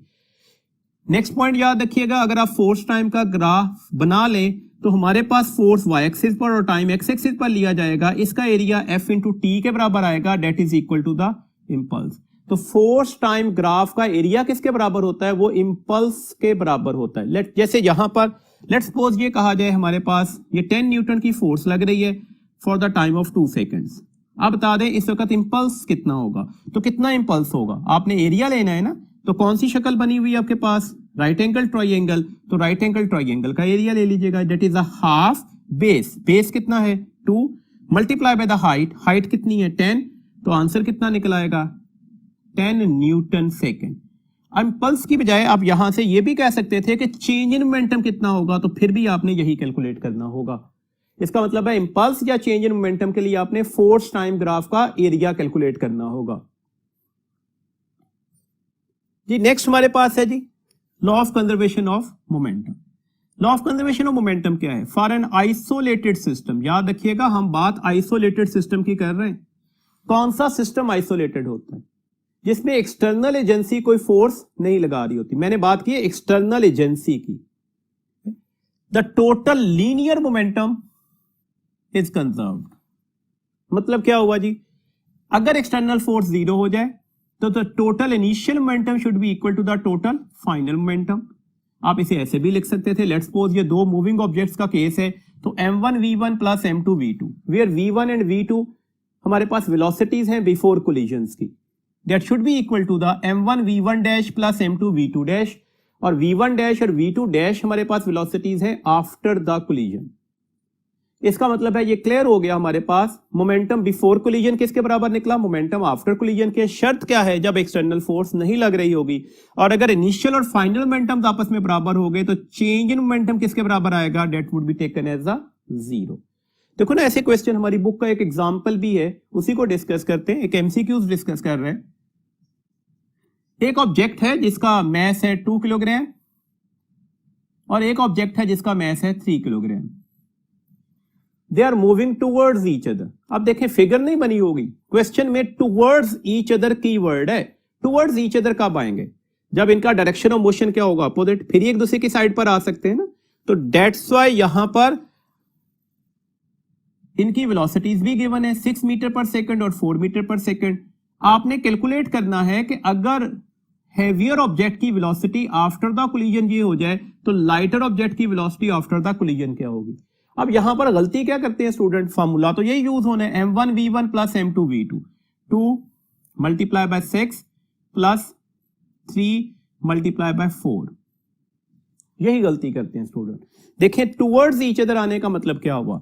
इन दोनों का डायरेक्शन ऑफ मोशन अपोजिट है, दोनों की वेलोसिटी अपोजिट डायरेक्शन में है, तो दैट्स व्हाई इसके साथ नेगेटिव का साइन भी लगेगा, अदरवाइज कैलकुलेशंस गलत हो जाएंगी। तो ये कीवर्ड है, याद रखना है। सिमिलरली आफ्टर द कोलिजन देखते हैं, दैट इज 2 मल्टीप्लाई बाय, ये कैलकुलेट करना चाह रहे थे, प्लस 3 और मल्टीप्लाई बाय -3। ये 12 -12, ये 2v1 डैश -9 निकल आया, ये तो 0 हो गया, तो दैट्स व्हाई 2v1 डैश किसके बराबर आ जाएगा? ये इस साइड पर जाकर प्लस हो जाएगा। This means that v1 dash किसके बराबर आ जाएगा? 9/2 के, that is 4.5 metre per second. तो कैलकुलेशंस करने के लिए वेलोसिटीज की डायरेक्शन या वेलोसिटी की हमारे पास जो साइंस है वो बहुत इंपॉर्टेंट पैरामीटर्स में आएंगे, क्योंकि मोमेंटम हमारे पास कौन सी क्वांटिटी ली जा रही है? वेक्टर क्वांटिटी ली जा रही है। नेक्स्ट टॉपिक है हमारे पास, दैट इज कोलिजन। कोलिजन की दो काइंड्स हमारी बुक में डिस्कस की गई, एक है इलास्टिक कोलिजन और दूसरा है इनइलास्टिक कोलिजन। क्या डिफरेंस है? एक आइडियल कोलिजन जिसमें काइनेटिक एनर्जी कंजर्व्ड हो जाए, मतलब kinetic energy before collision, kinetic energy after collision के बराबर निकल रहा है, तो हम कहते हैं ये इलास्टिक कोलिजन होगा। इनइलास्टिक कोलिजन क्या है? प्रैक्टिकल केसेस यही होते हैं, इसमें काइनेटिक एनर्जी कंजर्व्ड नहीं रहती। क्यों नहीं रहती? क्योंकि काइनेटिक एनर्जी कंजर्व्ड ना होने की वजह यह है कि कुछ एनर्जी लॉसेज आते हैं। किस शक्ल में एनर्जी लॉसेज आते हैं? तो एनर्जी लॉसेज आने की वजह क्या है? हमारे पास वजह है फ्रिक्शन, साउंड एंड हीट। ये एनर्जी लॉसेस की वजह। याद रखिएगा कोई भी टाइप ऑफ कोलिजन हो, वो चाहे इलास्टिक हो चाहे इनइलास्टिक हो, दो चीजें तो हमेशा ही कंजर्व्ड होनी होती हैं, मोमेंटम भी और टोटल एनर्जी भी, ये तो कंजर्व्ड ही रहेंगी। इसका मतलब है इसमें भी मोमेंटम और टोटल एनर्जी क्या रहेंगी? वो कंजर्व्ड ही रहेंगी। This means that elastic collision में कौन कौन सी चीजें कंजर्व्ड होंगी? मोमेंटम, टोटल एनर्जी और काइनेटिक एनर्जी। इन इलास्टिक में कौन कौन सी चीजें कंजर्व्ड होंगी? मोमेंटम और टोटल एनर्जी। हमारे पास अगर हम इन इलास्टिक कोलिजन्स के अलावा इलास्टिक कोलिजन्स को डिस्कस करना चाह रहे हैं और हमारा सिलेबस भी इलास्टिक कोलिजन ही है, तो उसमें हमारे पास ये एक इक्वेशन बनी हुई है। इस इक्वेशन में इस वर्ड को लिखा हमने स्पीड ऑफ अप्रोच। ये स्पीड ऑफ अप्रोच है and that is taken as the speed of recession. Speed of recession भी बोलते हैं और स्पीड ऑफ सेपरेशन भी कहते हैं। तो ये हमारे पास एक इक्वेशन ड्राइव हुई है, इसके अकॉर्डिंगली बात याद रखिएगा। देखिए स्पीड ऑफ अप्रोच का मतलब क्या है? कोलिजन से पहले की रिलेटिव स्पीड। और स्पीड ऑफ रिसेशन या सेपरेशन का मतलब है कोलिजन के बाद की रिलेटिव स्पीड। आप सबको पता है ना रिलेटिव स्पीड कैसे ली जाती है? रिलेटिव स्पीड, अगर दो पार्टिकल एक ही डायरेक्शन में मूव कर रहे हो तो हम रिलेटिव स्पीड उनको उनकी वेलोसिटीज के दरमियान डिफरेंस लेकर लेते हैं। और अगर दो पार्टिकल अपोजिट डायरेक्शन में मूव कर रहे होते तो हम रिलेटिव स्पीड कैसे लेते हैं? उन दोनों की वेलोसिटीज को ऐड करके लेते हैं। तो ये इसी वजह से इसे रिलेटिव स्पीड भी बोला जाता है। तो हम कह रहे हैं कि speed of approach actually equal to the speed of recession but in opposite direction. Point याद रखिएगा, स्पीड ऑफ अप्रोच और स्पीड ऑफ रिसेशन या स्पीड ऑफ सेपरेशन आपस में बराबर होते हैं। और अगर मैं स्पीड की जगह वेलोसिटी का वर्ड बोल दूं तो फिर ये नेगेटिव का साइन भी सिग्निफिकेंट हो जाएगा, डायरेक्शन को बता रहा होगा और वो अपोजिट डायरेक्शंस में होंगे। इस बात को अगर हम अप्लाई करते हैं तो अगला पॉइंट आपको वेलोसिटीज आफ्टर कोलिजन के फॉर्मूलाज की शक्ल में भी याद होना चाहिए। फर्स्ट पार्टिकल की वेलोसिटी आफ्टर द कोलिजन किसके बराबर होगी? m1 minus m2 over m1 plus m2, और इसको मल्टीप्लाई किससे किया? v1 से, plus 2m2 v2 divided by m1 plus m2। Second particle की वेलोसिटी आफ्टर द कोलिजन क्या होगी? That is the v2 dash, this one is equal to the 2m1 v1 over m1 plus m2 plus m2 minus m1 over m1 plus m2 into v2। ये formulas अच्छी तरह से जहन में रखिएगा। चार केसेस भी दिए गए, उसको भी जरा देर में रखिएगा। देखिए पहला पॉइंट डिस्कस किया गया, अगर आइडेंटिकल मैसेज कोलाइड कर दें, मतलब m1 और m2 आपस में इक्वल होते, याद रखिएगा आइडेंटिकल मैसेज अगर कोलाइड करते हैं तो होना क्या है? आफ्टर द कोलिजन वेलोसिटीज आपस में इंटरचेंज हो जाएंगी। मतलब आफ्टर द कोलिजन पहले पार्टिकल की वेलोसिटी सेकंड पार्टिकल की वेलोसिटी बिफोर द कोलिजन के बराबर हो जाएगी, और सेकंड पार्टिकल की वेलोसिटी आफ्टर द कोलिजन किसके बराबर हो जाएगी? The first particle velocity before the collision. इसी केस को फर्दर सिंप्लीफाई भी किया गया कि अगर m1 और m2 इक्वल हैं, सेकंड पार्टिकल रेस्ट पर भी है, तो अब क्या होगा? बात अभी भी वही है, ये velocities after the collision interchange हो जानी है। तो दैट्स व्हाई v1 डैश 0 हो जाएगा और v2 डैश क्या हो जाएगा? v1 के बराबर। तीसरा पॉइंट डिस्कस किया गया, अगर एक बहुत लाइटर पार्टिकल एक रेस्ट वाले हैवी पार्टिकल से कोलाइड कर जाए तो फिर क्या होगा? लाइट पार्टिकल है, एक हैवी पार्टिकल से कोलाइड कर रहा है जो रेस्ट में भी है, तो अब होना क्या है? पहला पार्टिकल रिबाउंड कर जाएगा उतनी ही स्पीड से, मैग्नीट्यूड सेम रहेगी, डायरेक्शन ऑफ वेलोसिटी चेंज हो जाएगी। दैट्स व्हाई मैंने लफ्ज बोला रिबाउंड कर जाएगा, जबकि हेवियर पार्टिकल पर कोई फर्क नहीं पड़ेगा, वो रेस्ट में ही रहेगा। इसी में लास्ट केस डिस्कस किया गया, अगर एक हेवियर ऑब्जेक्ट एक लाइट स्टेशनरी पार्टिकल से कोलाइड कर जाए तो अब क्या फर्क पड़ता है? अब क्या होगा जी? अब यहां पर इस तरह से होगा कि जो हेवियर ऑब्जेक्ट है ना, उसकी वेलोसिटी में कोई फर्क नहीं पड़ेगा, मैग्नीट्यूड और डायरेक्शन सेम रहेगी, जबकि जो लाइटर ऑब्जेक्ट है ना, उसकी वेलोसिटी क्या हो जाएगी? वो 2 times of the heavier object before the collision हो जाएगी। प्लस का साइन बता रहा होगा कि उसी डायरेक्शन में मूव करेगा। तो ये 4 केसेस थे, ये चारों के चारों केसेस में आपके पास वैल्यूज याद रहनी चाहिए, क्वेश्चन में ये पूछी जा सकती है जी। आज हम लास्ट टॉपिक पढ़ रहे हैं, that is projectile motion. Projectile motion की डेफिनेशन क्या होती है? Projectile motion is actually the two-dimensional motion under the constant acceleration due to gravity। याद रखिएगा हमारे पास 2 कंडीशंस बोली गई, that is two-dimensional motion। इसकी 2 डायमेंशंस होनी चाहिए, और ये किस वजह से होना चाहिए? Under the constant acceleration due to gravity. अगर ये दोनों कंडीशन फुलफिल नहीं होती तो हमारे पास ये कभी भी प्रोजेक्टाइल मोशन नहीं होगा। देखिएगा फॉर एग्जांपल, अगर मैं एक फुटबॉल को किक कर देता हूं यहां पर रखकर, तो ये एक प्रोजेक्टाइल मोशन होगा। आप देखिएगा, आपने जब इसे किक किया तो आपने इसे इस साइड पर इनर्शिया दिया है, जिसकी वजह से ये साइड पर ट्रेवल कर रहा है। हर पॉइंट पर इस पर लगने वाली फोर्स कौन सी है? इसका वेट mg, मतलब इसका एक्सेलेरेशन ड्यू टू ग्रेविटी होगा ईच एंड एवरी पॉइंट पर। दैट्स व्हाई ये वेट इसके इस स्ट्रेट पाथ को बेंड करके किस में कन्वर्ट कर देगा? कर्व्ड पाथ के अंदर। तो ये आपके पास एक प्रोजेक्टाइल की एग्जांपल है। ऐसे भी हो सकता था कि आप किसी एक हाइट से एक बॉडी को हॉरिजॉन्टली थ्रो कर दें। मैंने लफ्ज बोला हॉरिजॉन्टली थ्रो कर दें, तो अभी भी ये कौन सा मोशन फॉलो कर रहा होगा? प्रोजेक्टाइल मोशन को फॉलो कर रहा होगा।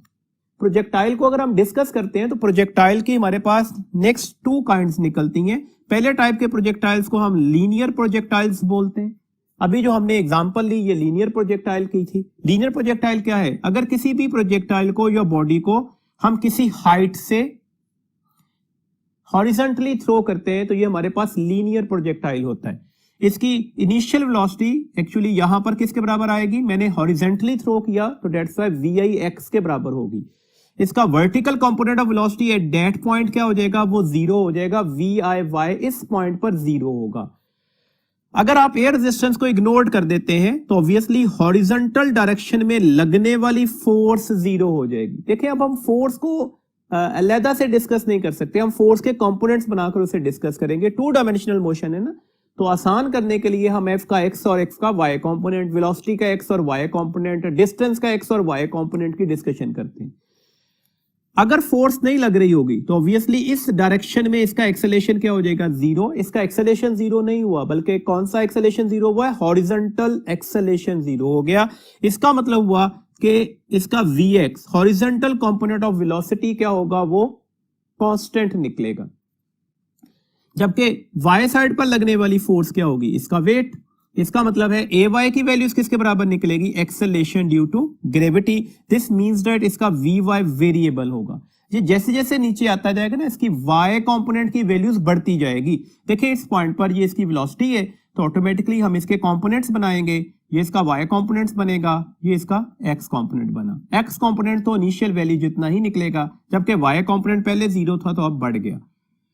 नेक्स्ट पॉइंट पर इसका y कंपोनेंट और बढ़ जाएगा, जबकि x कंपोनेंट की values continuously through out the motion change नहीं होने वाली। तो दैट्स व्हाई y कंपोनेंट जैसे जैसे ये नीचे आता जाएगा बढ़ता जा रहा होगा। दिस मींस दैट ये फैक्टर तो कांस्टेंट है, ये फैक्टर क्या होगा? वेरिएबल होगा। अगर ये फैक्टर वेरिएबल होगा तो वेलोसिटी भी क्या निकलेगी? वो भी वेरिएबल ही निकलेगी। वेलोसिटी लेने का तरीकेकार भी यही होगा।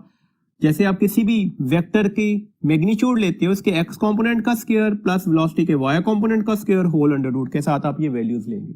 ये कितना x डिस्टेंस कवर्ड करेगा? यहां से लेकर यहां तक इसका डिस्टेंस कवर्ड क्या होगा? तो सेकंड इक्वेशन ऑफ मोशन को यूज करते हैं ना, s is VIT plus half AT square. जैसे हमने s की जगह x लगाया, VIX इंटू टी आ गया, ये AX होगा। अभी हमने पढ़ा AX की वैल्यूज क्या होगी? जीरो, तो ये फैक्टर तो होगा जीरो, तो x की वैल्यूज क्या निकल आएगी? That is the VIXT। इसका y कंपोनेंट क्या होगा जिसे हम हाइट बोल रहे हैं? ये कितना होगा जी? दोबारा सेकंड इक्वेशन ऑफ मोशन लगाई, s की जगह y या h लिख ले। अब हमारे पास ये वाला फैक्टर क्या हो जाएगा? जीरो, क्योंकि VIY का फैक्टर क्या था? जीरो था। और AY की जगह पर हमने क्या लिखा? G, तो ये हाफ G2 स्क्वायर के साथ इसका एक्सप्रेशन निकल आया।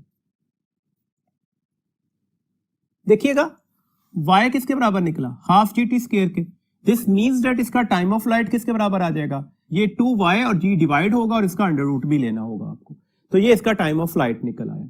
दैट्स व्हाई आपने ये फॉर्मूलाज x, y और t के याद रखने। इसके अकॉर्डिंगली अगर क्वेश्चंस आ जाए तो आपने जस्ट वैल्यूज अप्लाई करके अपना आंसर्स कैलकुलेट करने होंगे। देखिए, एक इंटरेस्टिंग सा फीचर भी निकल रहा है। एक ही हाइट से एक बॉडी को मैं डाउनवर्ड ड्रॉप कर दूं और एक बॉडी को मैं हॉरिजॉन्टली थ्रो कर दूं, तो कौन सा जमीन पर पहले पहुंचेगा? जनरली फौरी तौर पर हमारे पास आंसर ये निकलता है जिसको हमने ड्रॉप किया था, तो ऐसा नहीं है। देखें, इसका टाइम किसके बराबर निकलेगा? ये इक्वेशंस ऑफ मोशन में हम कैलकुलेट कर रहे हैं, ये भी यही निकलेगा 2h/g। तो इसका टाइम ऑफ फ्लाइट क्या निकल रहा है? वो भी यही निकल रहा है। तो जब टाइम बराबर है तो ये एक दूसरे के इक्वल वैल्यूज में निकलेंगे, both hitting the earth at the same time. हाँ, इसमें थोड़ी वेरिएशन थी। अगर ये कहा जाता कि मैं इसे इस साइड पर थ्रो कर रहा हूं और इससे भी इसी हाइट से नीचे थ्रो कर रहा हूं, तो अब ऑब्वियसली ये वाला टाइम जो है वो लार्जर निकलता और इसका टाइम क्या होता, वो कम निकलना चाहिए था।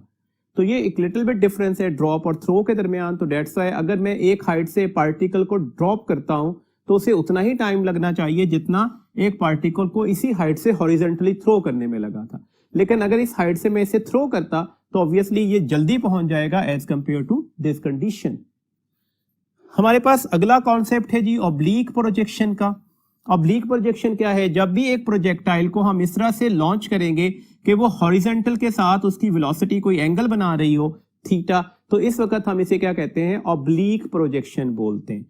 वंस अगेन वही फिनोमिनाज है, हम एयर रेजिस्टेंस को इग्नोर कर रहे हैं, आइडियल कंडीशन ले रहे हैं। एयर रेजिस्टेंस इग्नोर कर दें तो obviously horizontal component of force तो हो गया जीरो। इसका मतलब है हॉरिजॉन्टल कंपोनेंट ऑफ एक्सेलेरेशन भी जीरो होगा, जबकि वेलोसिटी का एक्स कंपोनेंट क्या हो जाएगा? कांस्टेंट हो जाएगा। जब फोर्स ही नहीं लग रही होगी तो एक्स एक्सिस की डायरेक्शन में वेलोसिटी में कोई चेंज नहीं आएगा।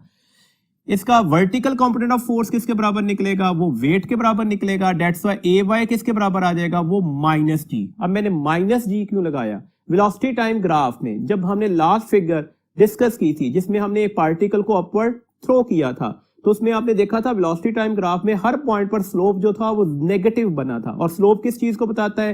एक्सेलेरेशन को। तो डेट्स वाई यहां पर यही सेम केस फॉलो हो रहा है। तो इस वजह से यहां पर हमारे पास एक्सेलेरेशन क्या लिया जाएगा? माइनस जी के बराबर। इसका हॉरिजॉन्टल कंपोनेंट ऑफ वेलोसिटी क्या होगा? कौन सी इक्वेशन यूज करेंगे जी? First equation of motion, v f is v i plus a t. A x का फैक्टर जीरो होगा तो डेट्स वाई यहां पर ये फैक्टर जीरो हो गया। इसका वर्टिकल कंपोनेंट ऑफ वेलोसिटी किसके बराबर निकलेगा? अब वीएफ वाई किसके बराबर आएगा? V i y plus a y. और ए वाई किसके बराबर था? माइनस जी के, तो minus g t. V i y को जीरो क्यों नहीं किया? जब भी ऑब्लीक प्रोजेक्शन होता है तो आपको वादे तौर पर नजर आ रहा है इस वेलोसिटी का कोई वर्टिकल कंपोनेंट भी होगा और कोई ना कोई हॉरिजॉन्टल कंपोनेंट भी अवेलेबल है। तो डेट्स वाई यहां पर वी आई वाई का फैक्टर जो है वो जीरो नहीं हो सकता। वेलोसिटी कैसे ली जाएगी? तो अभी हमने डिस्कस किया। फाइनल किसी भी पॉइंट पर जब आपने वेलोसिटी ले ली है तो v f x square plus v f y square whole under root. ये एंगल कितना होगा? थीटा। तो tangent inverse v f y over v f x, तो ये आपके पास इसके एक्सप्रेशन आ जाएंगे। ये आपने याद रखने होंगे। कैलकुलेशंस जो हो सकती हैं वो पॉसिबल है वी एफ एक्स की या वी एफ वाई की हो जाए। वी एफ एक्स की कोई कैलकुलेशंस नहीं है। जो initial velocity of horizontal component होगा वही final velocity of the horizontal component निकलेगा। मतलब ये जैसे जैसे अपवर्ड जा रहा होगा इसमें हमारे पास वी वाई का फैक्टर तो कम होता जाएगा जबकि एक्स के फैक्टर में कोई चेंज नहीं आ रहा। अपवर्ड मोशन में मैंने कहा वी वाई का फैक्टर डिक्रीज हो रहा होगा। एग्जैक्टली मैक्सिमम हाइट पर जाकर वाई कंपोनेंट ऑफ वेलोसिटी क्या हो चुका होगा? जीरो हो चुका होगा। यहां पर सारी की सारी जो वेलोसिटी है वो किसके बराबर निकलेगी? एक्स के। तो हमारे पास यहां पर फाइनल वेलोसिटी जो है वो किसके बराबर आ गई? वी आई एक्स के, या इसे वी एफ एक्स भी कह सकते थे। ये चेंज ही नहीं हो रहा। डाउनवर्ड मोशन में वाई कंपोनेंट क्या कर रहा होगा? इंक्रीज कर रहा होगा। हर पॉइंट पर y component of velocity increase करता जाएगा। जैसे यहां पर वी एफ वाई जीरो था, यहां पर कोई वाई कंपोनेंट निकल आया, एक्स कंपोनेंट में कोई चेंज नहीं आएगा। मैक्सिमम वाई कंपोनेंट कब हो जाएगा? जब वो जमीन को हिट कर रहा होगा। तो डेट्स याद रखने वाला पॉइंट हो गया हमारे पास कि जितनी वेलोसिटी से आप उसे लॉन्च कर रहे होते हो, अगर आप एयर रेजिस्टेंस इग्नोर कर दे तो उतनी ही वेलोसिटी से वो हिट कर रहा होगा ग्राउंड को। दिस मींस दैट लॉन्चिंग और लैंडिंग के ऊपर इसकी काइनेटिक एनर्जी मैक्सिमम ली जाएगी, बिकॉज काइनेटिक एनर्जी किसकी प्रॉपर्टी है? वेलोसिटी का। अब ये भी इंटरेस्टिंग फैक्टर है। देखिए हमने कहा काइनेटिक एनर्जी वेलोसिटी का कंपोनेंट है। दिस डजंट मीन कि यहां पर जो काइनेटिक एनर्जी है वो इस पॉइंट पर जाकर जीरो हो जाएगी या इस पॉइंट पर सारी की सारी काइनेटिक एनर्जी पोटेंशियल में कन्वर्ट हो जाएगी। Kinetic energy is half m v square. M v square का मतलब है कि वहां पर एक्स कंपोनेंट ऑफ वेलोसिटी भी आएगा, वाई कंपोनेंट ऑफ वेलोसिटी भी आएगा। दैट्स व्हाई शॉर्टकट बता रहा हूं, याद रखिएगा। Kinetic energy at highest point कैसे कैलकुलेट करते हैं? Initial kinetic energy into cos square theta. And potential energy at highest point कैसे कैलकुलेट करते हैं? Initial kinetic energy into sine square theta. देखिए ना, लेट्स सपोज आपसे कहा जाए एक प्रोजेक्टाइल को हमने 45 डिग्री एंगल के ऊपर प्रोजेक्ट कर दिया। आप बता दें कि उसकी हाईएस्ट पॉइंट पर, पीक पॉइंट पर काइनेटिक एनर्जी की वैल्यूज क्या होगी अगर इनिशियल काइनेटिक एनर्जी के बराबर है। तो कौन सा फॉर्मूला लगा? Initial kinetic energy cos square theta. Initial kinetic energy की वैल्यूज k थी, cos square 45, cos of 45 1/2 under root होता है, इसका स्क्वायर लेंगे तो ये 1/2 हो जाएगा, तो ये एग्जैक्टली अपनी इनिशियल वैल्यूज का हाफ हो चुकी होगी। लेकिन ये हर कंडीशन पर ऐसे नहीं है, 45 डिग्री पर ऐसा हुआ। अगर आप एंगल चेंज कर देते तो आप cos ऑफ 60 या cos ऑफ 30 की वैल्यूज को 1/2 नहीं लेते, तो डेट्स व्हाई वहां पर उसके अकॉर्डिंगली कैलकुलेशंस हमारे पास आनी चाहिए थी।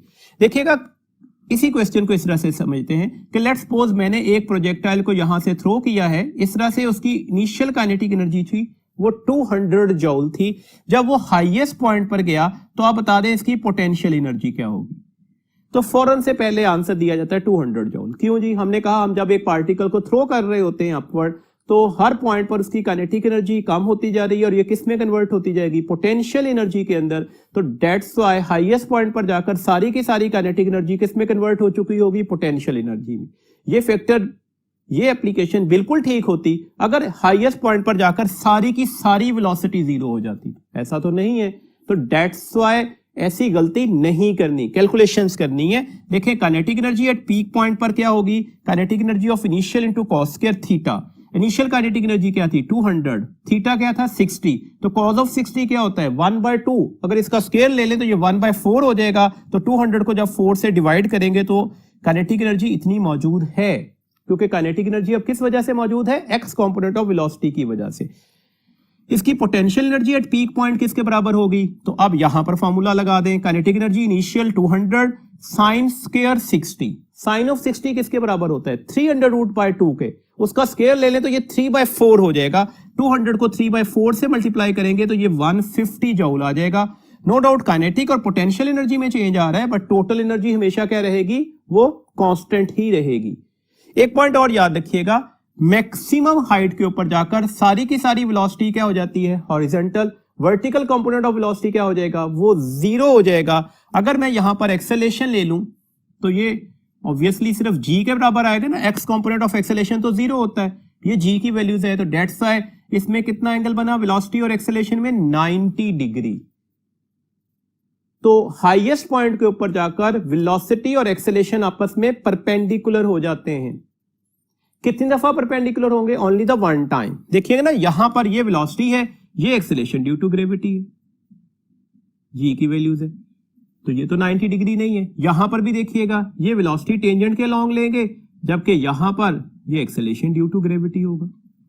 तो डेट्स व्हाई इनिशियल पॉइंट पर वेलोसिटी और एक्सेलेरेशन के दरमियान एंगल 90 डिग्री से लार्जर निकलेगा। हाईएस्ट पॉइंट पर जाकर वेलोसिटी और एक्सेलेरेशन में एंगल 90 डिग्री होगा, और जब वो हिट कर रहा होगा जमीन को, वेलोसिटी और एक्सेलेरेशन में एंगल जो होगा वो लेस देन 90 डिग्री निकलेगा। ये मैंने एंगल जो डिस्कस किए ना वेलोसिटी और एक्सेलेरेशन के साथ किए, वरना उसका जो एंगल जो प्रोजेक्शन है वो वेलोसिटी का किसके साथ लिया जाता है? हॉरिजॉन्टल लाइन के साथ, जिसे एक्स एक्सिस बोला जाता है। देखिएगा हमारे पास इसकी कुछ कैलकुलेशंस हैं, आपने ये फॉर्मूलाज याद रखने होंगे, उसकी वेरिएशंस पूछी जा सकती हैं। हाइट ऑफ प्रोजेक्टाइल, तो हाइट ऑफ प्रोजेक्टाइल क्या है? अगर एक प्रोजेक्टाइल को थ्रो कर दे तो वो मैक्सिमम हाइट पर पहुंचता है, तो उस वक्त जमीन से, ग्राउंड से जो उसकी हाइट ली जाती है वो उसकी हाइट ऑफ प्रोजेक्टाइल होती है। मैक्सिमम वर्टिकल डिस्टेंस बोल दें।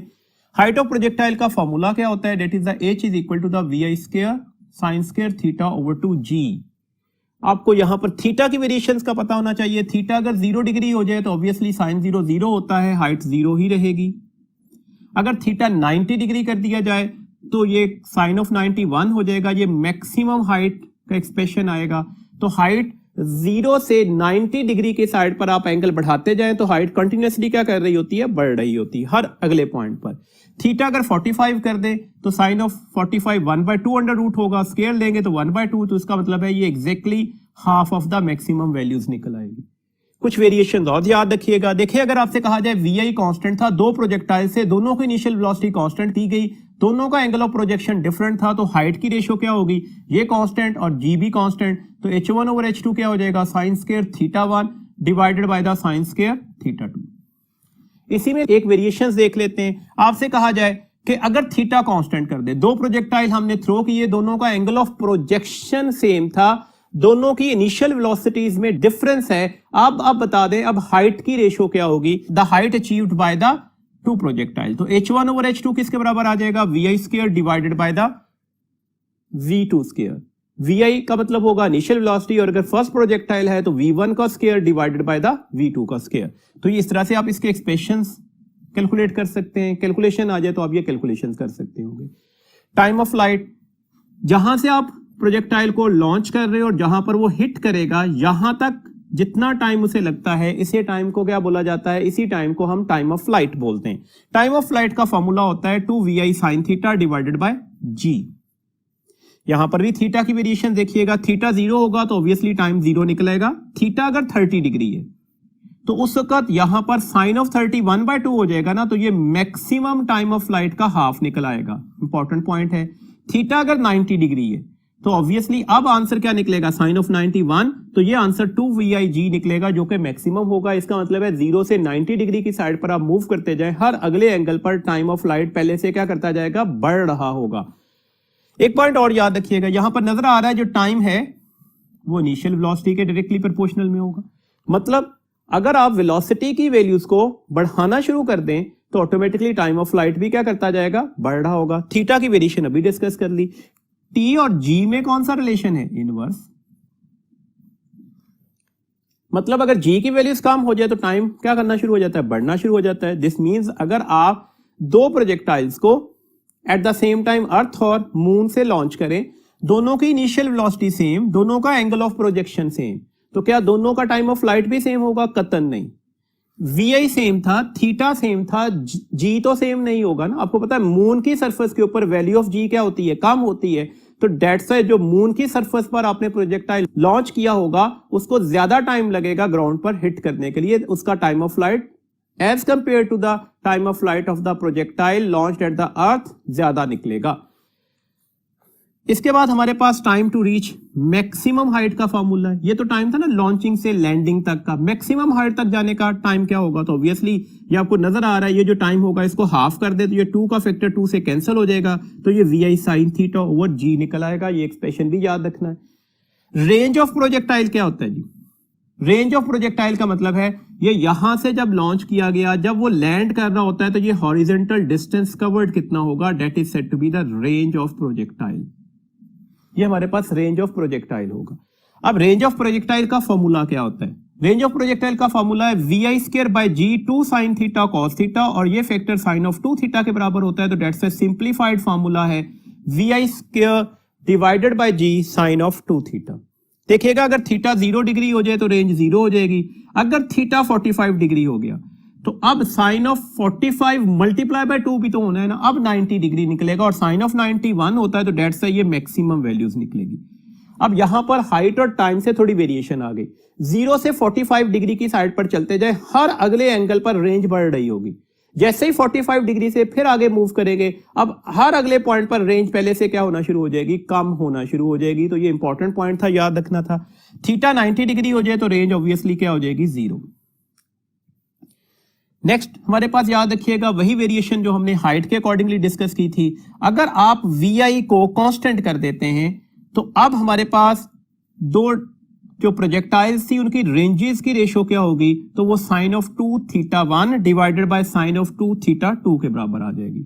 और अगर आप थीटा को कांस्टेंट कर देते हैं, एंगल ऑफ प्रोजेक्शन कांस्टेंट कर देते हैं, G कांस्टेंट होगा, तो अब आपके पास रेंजेस की रेशो क्या हो जाएगी? V1 square over V2 square. तो ये कुछ फॉर्मूलाज हैं, इनको आपने अच्छी तरह से याद रखना है ताकि अगर इसके अकॉर्डिंगली कोई न्यूमेरिकल प्रॉब्लम्स आए तो आप उसको आसानी से सॉल्व कर सके।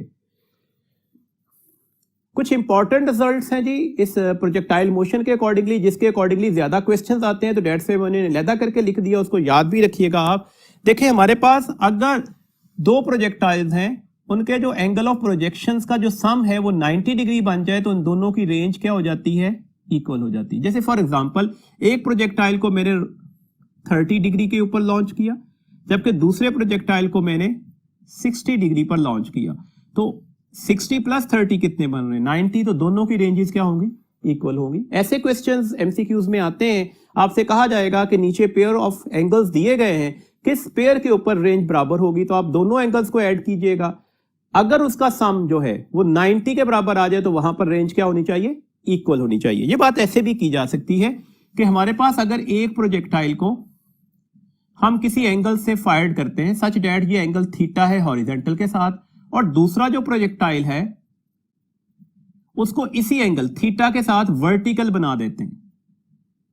वो थीटा जो एंगल है वो किसके साथ बना रहा है, वर्टिकल एक्सिस के साथ। तो इस सूरत में भी इन दोनों की रेंजेस आपस में क्या निकलेंगी, इक्वल निकलेंगी। तो बात ऐसे भी की जा सकती थी, मतलब अगर एक प्रोजेक्टाइल को 30 degree angle with the x axis launch किया गया, दूसरे प्रोजेक्टाइल को 30 degree angle with the y axis launch किया गया, तो दोनों की रेंजेस क्या होनी चाहिए थी, वो इक्वल होनी चाहिए थी। एक पॉइंट और याद रखिएगा, हमारे पास अगर आर जो है वो एन एच हो जाए, एन इज द नंबर, कोई भी नंबर हो सकता है, where r is the range and h is the height, तो टेंजेंट थीटा की वैल्यू 4/n होगी। ये n यहां पर 4 के साथ आकर डिवाइड हो जाएगा। फॉर एग्जांपल याद रखने के लिए मैंने क्विक रिस्पॉन्ड दिया था आपको। देखिए अगर r h के बराबर हो जाए तो r is equal to 1h ही लिखा जाएगा ना। इसका मतलब है टेंजेंट थीटा क्या हो जाएगा, 4/1 4, थीटा क्या हो जाएगा, टेंजेंट इनवर्स 4, जिसको आप 76 डिग्री भी बोलते हैं। ये बात आपकी बुक की इंफॉर्मेशन भी है, बुक का न्यूमेरिकल भी है कि किस एंगल ऑफ प्रोजेक्शन पर रेंज हाइट के बराबर हो जाती है, तो वो 76 डिग्री, और मैंने इसे जनरलाइज रिलेशन में लिख दिया ताकि याद रखना आसान हो जाए। देखें इसी तरह से अगर आपसे कहा जाता r जो है वो 4h के बराबर हो गया, अब n की वैल्यूज क्या है, 4 है, तो मैं अगर n की जगह 4 लगा दूं तो 4/4 क्या हो जाएगा, 1, तो टेंजेंट थीटा 1 हो जाएगा, थीटा क्या हो जाएगा, tangent inverse 1, that is the 45 degree.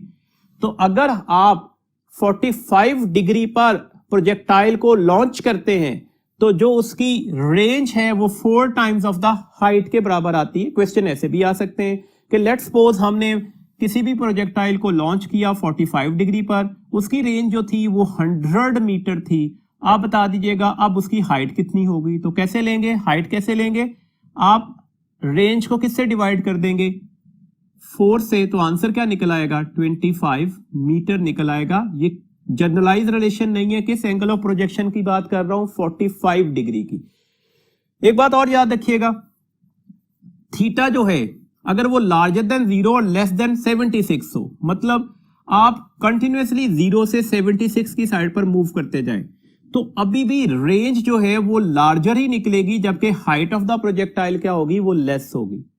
अगर थीटा 76 डिग्री हो जाए, अभी हमने डिस्कस किया, उस वक्त रेंज और हाइट आपस में क्या हो जाते हैं, इक्वल हो जाती हैं। और अगर थीटा 76 डिग्री से लार्जर हो जाए तो अब हाइट की वैल्यू ज्यादा निकलेगी as compare to the range of that projectile.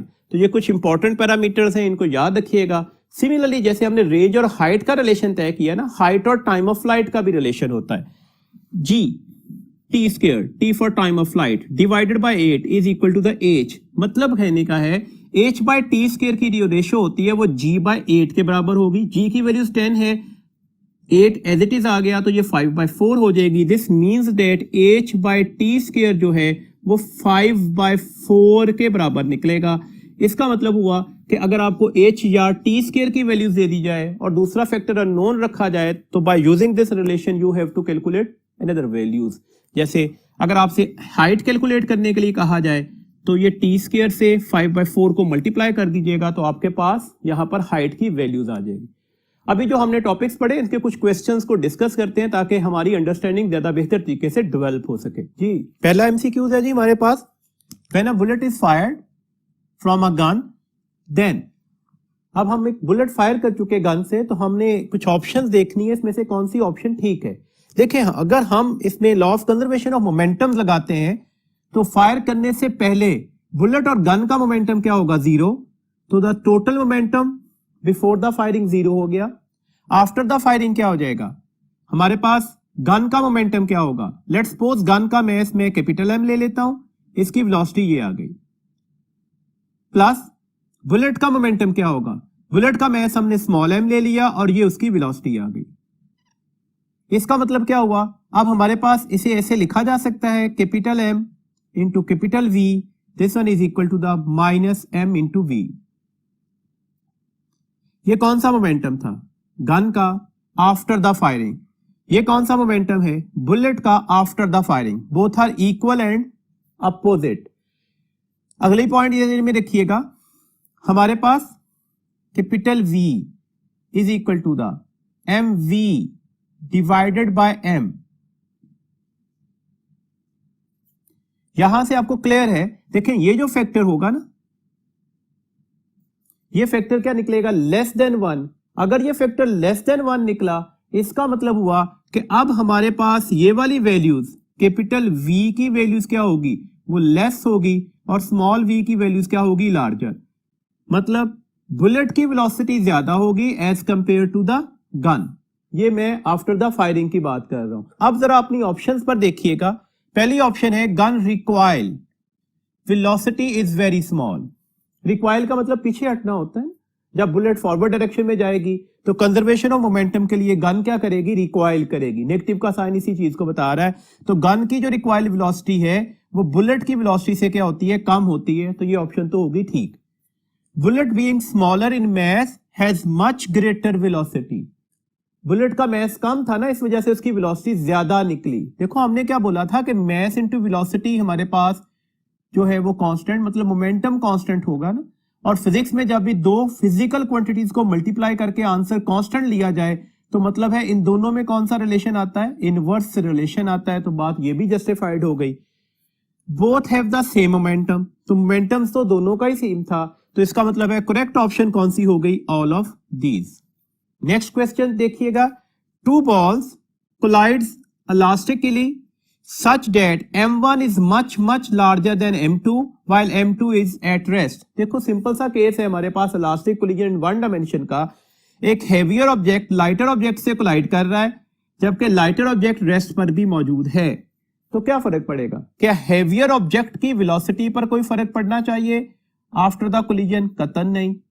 तो ये तो सेम रहेगी। लाइटर ऑब्जेक्ट की वेलोसिटी पर क्या फर्क पड़ेगा, तो ये 2 times of the heavier object की वेलोसिटी जितनी हो जाएगी, प्लस का साइन बता रहा है, डायरेक्शन भी क्या रहेगी, सेम रहेगी। इसका मतलब हुआ v2 डैश इज 0 मीटर पर सेकंड, ये तो गलत ऑप्शन हो गई। v2 dash is equal to the 2v1, ठीक हो गया। And v1 dash is nearly equal to v1, ये भी ठीक हो गया। तो इसका मतलब है करेक्ट ऑप्शन कौन सी होगी, both beta and Charlie, and that is the delta option. A body is dropped from the top of a tower and reaches ground in 3 seconds, then the height of tower आपने calculate करनी है। कौन सा formula लगा जी, हमारे पास second equation of motion है। सेकंड इक्वेशन ऑफ मोशन क्या है, s is equal to the VIT plus half GT square. आपने क्या किया, ड्रॉप किया है हाइट ऑफ टावर से, तो ऑब्वियसली VI का फैक्टर क्या हो जाएगा, 0। तो ये टाइम से मल्टीप्लाई होकर ये तो हो गया 0। दिस मीन्स डेट h किसके बराबर आ गया, हाफ GT स्क्वायर के। That's why half multiply by 10 multiply by कितना टाइम लगा था, 3 सेकेंड्स। तो 3 का स्क्वायर क्या हो जाएगा, 9। तो ऑलमोस्ट आंसर कितना निकलेगा, 45 मीटर। आंसर इसके नियर अबाउट आएगा ना, क्योंकि हमने यहां पर g की वैल्यूज 10 लगाई है, जबकि एग्जैक्टली g की वैल्यूज क्या होती है, 9.8 होती है। तो इसके अकॉर्डिंगली अपनी ऑप्शंस को देखते हैं। 39.2, 98, 18.6 या 44.1 मीटर। तो ऑब्वियसली कौन सी ऑप्शन ठीक होगी जी, 44.1 metre is our correct option. Next question देखिएगा। Which of the following graph represents the velocity time graph according to the acceleration time graph as shown in the figure. मतलब हमें acceleration time graph दिया गया है, इसके accordingly हमने exact velocity time graph ढूंढना है। तो ग्राफ का क्वेश्चन है ना, ग्राफ की अंडरस्टैंडिंग अगर आपकी डेवलप है तो आप आसानी से इसका आंसर दे सकते हैं। देखिए एक्सेलेरेशन टाइम ग्राफ बताया गया। एक्सेलेरेशन टाइम ग्राफ क्या है, इस पोर्शन ऑफ द टाइम के लिए एक्सेलेरेशन कांस्टेंट रहा, देन एक्सेलेरेशन 0 हो गया, उसके बाद दोबारा इस पोर्शन ऑफ द टाइम के लिए एक्सेलेरेशन क्या रहा, कांस्टेंट। दिस मीन्स डेट अब A, B, C और D ऑप्शन में से कौन सी ऑप्शन वेलोसिटी टाइम ग्राफ की एग्जैक्टली इस ग्राफ से स्टडी की जा सकती है। देखिए हमारे पास एक्सेलेरेशन कांस्टेंट होने का मतलब क्या है, पार्टिकल यूनिफॉर्मली इंक्रीजिंग वेलोसिटी से मूव कर रहा होगा। एक्सेलेरेशन 0 होने का मतलब क्या है, पार्टिकल की वेलोसिटी क्या हो गई होगी, कांस्टेंट हो गई होगी। फिर एक्सेलेरेशन कांस्टेंट होने का मतलब क्या हुआ, पार्टिकल दोबारा यूनिफॉर्मली इंक्रीजिंग वेलोसिटी से मूव कर रहा होगा। तो आपको नजर आ रहा है that is the best choice. ये हमारे पास यूनिफॉर्मली इंक्रीजिंग वेलोसिटी है, मतलब इस ड्यूरेशन के लिए एक्सेलेरेशन कांस्टेंट होगा। देन वेलोसिटी कांस्टेंट हो गई, दिस मींस दैट इस ड्यूरेशन के लिए एक्सेलेरेशन 0 होगा, देन यूनिफॉर्मली इंक्रीजिंग वेलोसिटी आ गई, इसका मतलब है इस ड्यूरेशन के लिए एक्सेलेरेशन फिर कांस्टेंट होगा, तो हमारी बेस्ट ऑप्शन कौन सी होगी जी? चार्ली। नेक्स्ट क्वेश्चन है जी हमारे पास, a force of 400 newton acts on a body for a time interval of 10 millisecond, then the impulse will be. आपके पास फोर्स भी दी गई, टाइम भी दिया गया, इंपल्स कैलकुलेट करना है, तो क्या तरीकेकार होता है जी? Impulse is equal to the force multiply by the time. कितनी फोर्स दी गई है? 400। टाइम कितना दिया गया? 10 मिली सेकेंड। अब देखिए आंसर क्या हो जाएगा? डेट इज 4000 इंटू 10 रेज की पावर -3। ये 10 रेज की पावर -3 इस 3 जीरो से कैंसिल हो गए, तो आंसर क्या निकलेगा? 4 न्यूटन सेकेंड। इंपल्स के यूनिट्स लगेंगे ना, तो डेट्स करेक्ट ऑप्शन को हो जाएगी 4 newton second, and that is the beta option. Next question देखिएगा, the speed of projectile at maximum height is half of the initial speed. ये कंडीशन दे दी गई, मैक्सिमम हाइट पर जाकर जो प्रोजेक्टाइल की स्पीड होती है ना, वो अपनी इनिशियल स्पीड का हाफ हो जाएगी। Then the angle of projection is, आपने कैलकुलेट क्या करना है? एंगल। देखिए मैक्सिमम हाइट पर जाकर स्पीड होती किसके बराबर है? मैक्सिमम हाइट के ऊपर स्पीड जो है वो सारी की सारी उसका x component of the velocity निकल आता है, तो डेट्स व्हाई मैक्सिमम हाइट की जो स्पीड है वो vi cos थीटा से लिखी जाती है। वजह क्या है? Vertical component of velocity at the maximum height क्या हो जाता है? 0 हो जाता है। अब कंडीशन ऑफ द क्वेश्चन लगा दें, मैक्सिमम हाइट पर जो स्पीड है वो half of the initial speed होगी, और इनिशियल स्पीड को v से रिप्रेजेंटेशन दी गई, मतलब vh की वैल्यूज मैंने लगा दी v/2, इनिशियल स्पीड v है इंटू कॉस ऑफ थीटा। अब आप एंगल कैलकुलेट कर लेंगे जी, वेलोसिटी से कैंसिल होगी, इसका मतलब हुआ कॉस ऑफ थीटा किसके बराबर आ गया? 1/2 के। दिस मींस दैट थीटा किसके बराबर आ जाएगा? कॉस इनवर्स 1/2 के, और कॉस इनवर्स 1/2 किसके बराबर होता है? 60 डिग्री के। तो कौन सी ऑप्शन ठीक होगी जी? बीटा। नेक्स्ट क्वेश्चन है, the range of projectile at 15 degree is R. आपको किसी एंगल के ऊपर रेंज ऑफ प्रोजेक्टाइल दे दी गई और ये आर है। At an angle 75 degree the range of projectile will be. 75 degree पर रेंज ऑफ प्रोजेक्टाइल क्या होगी? देखिए 75 और अगर मैं 15 को ऐड करता हूं तो आंसर बनता है 90। हमें ये बात अच्छी तरह से पता है, अगर दो एंगल्स का सम 90 डिग्री बन जाए तो इन दोनों एंगल पर रेंजेस आपस में क्या हो जाती हैं? इक्वल हो जाती हैं। इसका मतलब है 15 डिग्री पर अगर रेंज आर थी तो 75 डिग्री पर भी रेंज क्या होगी? आर ही होगी। तो करेक्ट ऑप्शन हमारे पास क्या हो गई? अल्फा। नेक्स्ट हम डिस्कस करना चाह रहे हैं कुछ पास पेपर एमसीक्यूज को। इन टॉपिक्स के रिलेटेड हमारे पास यूएचएस के लास्ट ईयर में कौन कौन से क्वेश्चंस पूछे गए हैं। देखें पहला क्वेश्चन है, for projectile motion in the absence of air resistance. 4 options दी गई हैं, कंडीशन दे दी गई है एब्सेंस ऑफ एयर रेजिस्टेंस। आपने करेक्ट ऑप्शन को ढूंढना है। पहली ऑप्शन है वर्टिकल स्पीड इज कांस्टेंट। देखें प्रोजेक्टाइल मोशन में वर्टिकल स्पीड कांस्टेंट नहीं होती, वेरिएबल होती है। जब तक प्रोजेक्टाइल अपवर्ड ट्रेवल कर रहा होता है वर्टिकल स्पीड ग्रेजुअली डिक्रीज कर रही होती है। हाईएस्ट पॉइंट पर जाकर वर्टिकल स्पीड 0 हो जाती है, और अगर प्रोजेक्टाइल डाउनवर्ड मूव करना शुरू कर दे तो फिर वर्टिकल स्पीड क्या करती जाएगी? इंक्रीज करती जाएगी। तो ये कांस्टेंट नहीं हो सकती। बीटा ऑप्शन है, हॉरिजॉन्टल फोर्स इज कांस्टेंट। अगर हम एयर रेजिस्टेंस को इग्नोर कर दें तो हॉरिजॉन्टल फोर्स Fx इसका फैक्टर जो है वो 0 के बराबर निकलता है, तो ये कांस्टेंट नहीं है, ये 0 है। चार्ली ऑप्शन है, हॉरिजॉन्टल एक्सेलेरेशन इज 0। अगर हॉरिजॉन्टल फोर्स ही 0 है तो ऑब्वियसली हॉरिजॉन्टल एक्सेलेरेशन का कंपोनेंट क्या निकलेगा? 0। तो ये ऑप्शन इस वक्त ठीक हो गई। डेल्टा ऑप्शन है, वर्टिकल एक्सेलेरेशन इज 0। क्या वर्टिकल एक्सेलेरेशन 0 होता है? तो हमने कहा था कतन नहीं, ay की वैल्यूज -g के बराबर होती है। तो इस वक्त करेक्ट ऑप्शन कौन सी है? That is the Charlie. Next question देखिएगा जी, the range of projectile depends upon the velocity and angle of projection. और angle of projection it means 45 degree, कुछ भी हो सकता था ना, 60 डिग्री, 30 डिग्री। इन दो चीजों पर रेंज ऑफ प्रोजेक्टाइल डिपेंड कर रही होती है। बेसिक सा फॉर्मूला है ना, V I square divided by G into sine of 2 theta. तो दो चीजों पर डिपेंड कर रही है, वेलोसिटी और एंगल ऑफ प्रोजेक्शन पर। For a fixed velocity, velocity आपने कांस्टेंट कर दी है। When theta is larger than 45, which of the following is correct? आपने बताना है कौन सी चीज ठीक है। बोथ हाइट एंड रेंज, इसका मतलब है हाइट और रेंज का हम रिलेशनशिप बताना चाह रहे हैं। Attain bye projectile is more, both height and range attain by the projectile is less. उसने कहा जो हाइट है और रेंज ऑफ प्रोजेक्टाइल है वो दोनों बढ़ती जाएंगी, हाइट और रेंज दोनों कम होती जाएंगी। Height will be less but range is more and height will be more but range is less. तो कौन सी ऑप्शन ठीक होगी? हमने अच्छी तरह से पढ़ा था कि हाइट कहां पर मैक्सिमम होती है, हाइट मैक्सिमम होती है 90 डिग्री पर, जबकि रेंज कहां पर मैक्सिमम होती है 45 डिग्री पर। इसका मतलब है 45 डिग्री तक तो हाइट भी बढ़ रही होगी, रेंज भी बढ़ रही होगी। और अगर एंगल 45 डिग्री से लार्जर हो गया, अब हाइट तो फर्दर बढ़ेगी जबकि रेंज अब फर्दर नहीं बढ़ रही होगी, बल्कि पहले से क्या होना शुरू हो जाएगी, कम होना शुरू हो गई। तो कौन सी ऑप्शन हमारे पास ठीक हो गई? That is a delta, height will be more but range is less. Next question है जी, if two objects of equal masses are moving towards each other, की वर्ड है मूविंग टूवर्ड्स ईच अदर, मतलब इन दोनों की डायरेक्शन ऑफ वेलोसिटी जो है वो अपोजिट टू ईच अदर है,